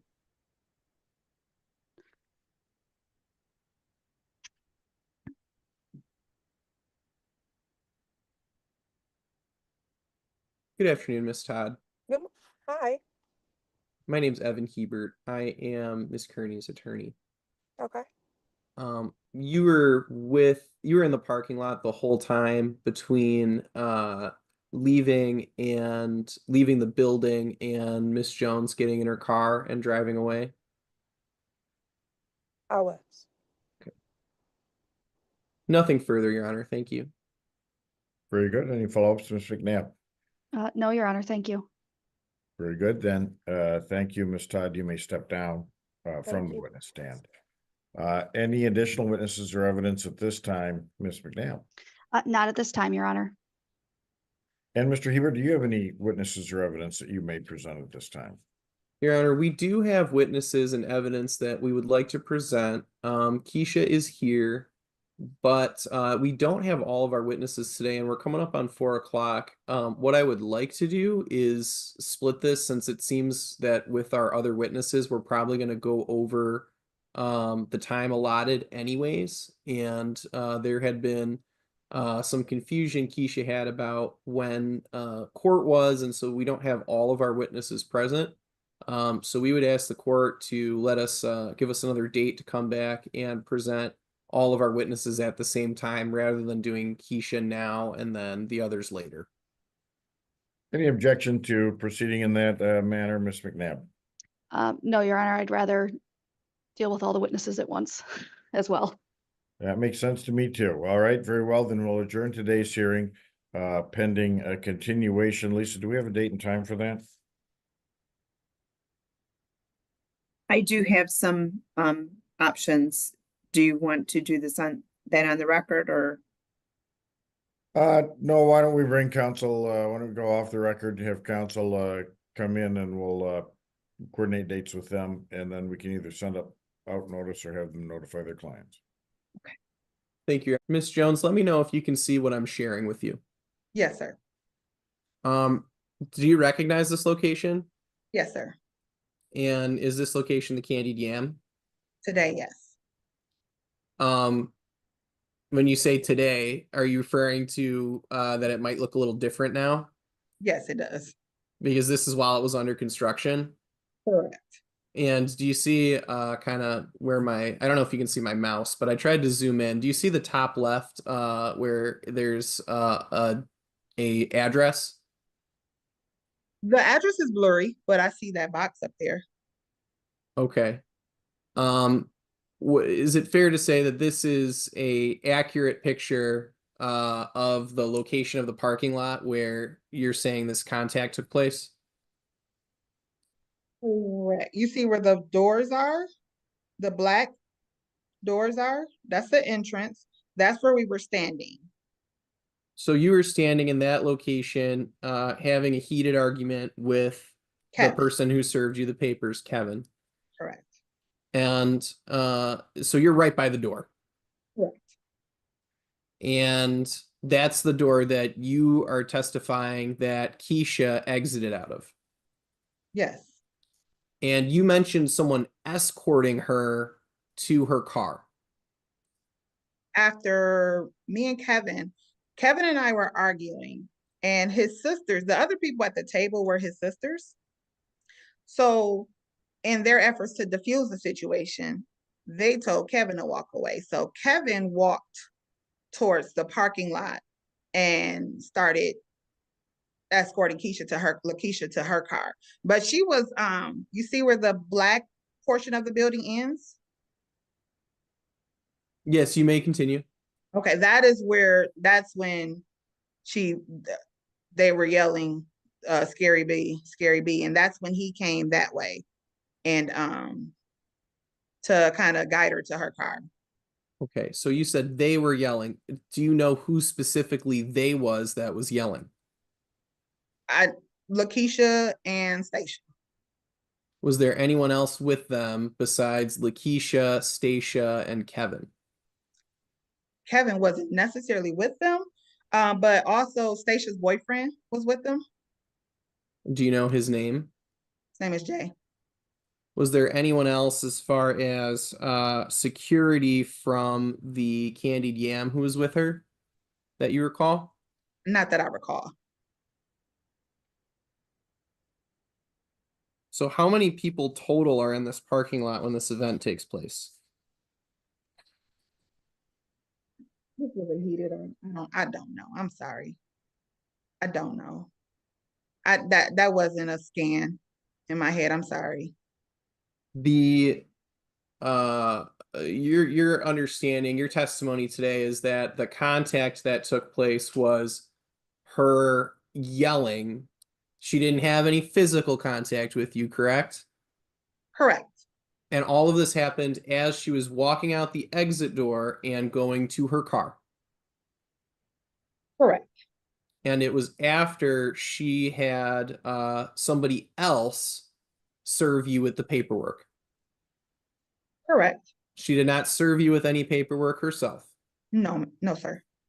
And and ostensibly the purpose of that would be so that you two wouldn't have contact. Would you agree? That's the rules. Yes. Okay. So you're not saying that she violated the PPO by having someone else serve you. I'm stating she violated when she came and saw me. I do feel like she should have left. I feel like it was an intimidation tactic because this is something that I've witnessed her do to other people. And this is what I explained to Mrs. McNabb.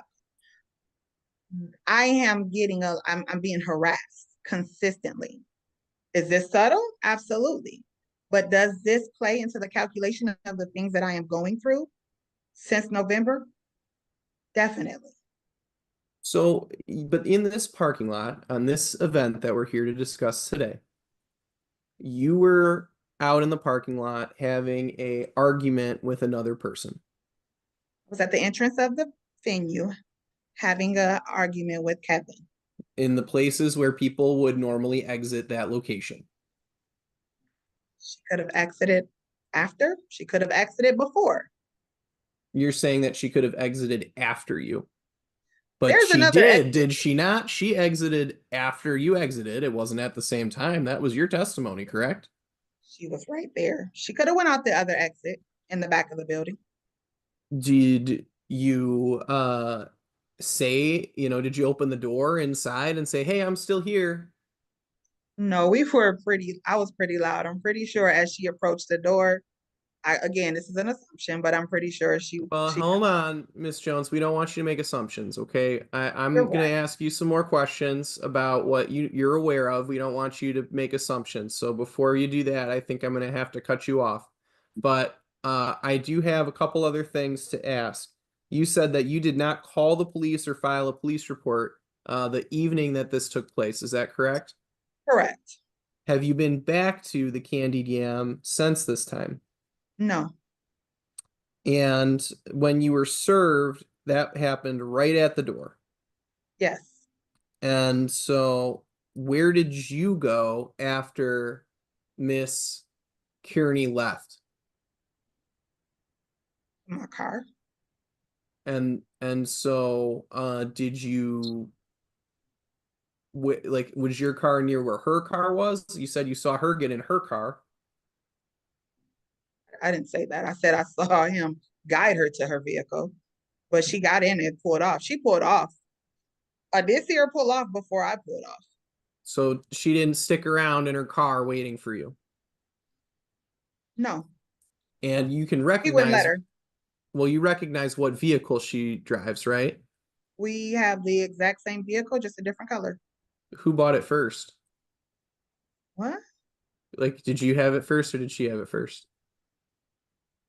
I bought my car after her, I guess. Okay, so what car is it? Like, what kind of car, make and model? It is a 2019 Chevy Malibu. So she drove off in her Chevy Malibu. Did you see her Chevy Malibu in the parking lot when you were coming into the parking lot? No, And you arrived in your Chevy Malibu? yes.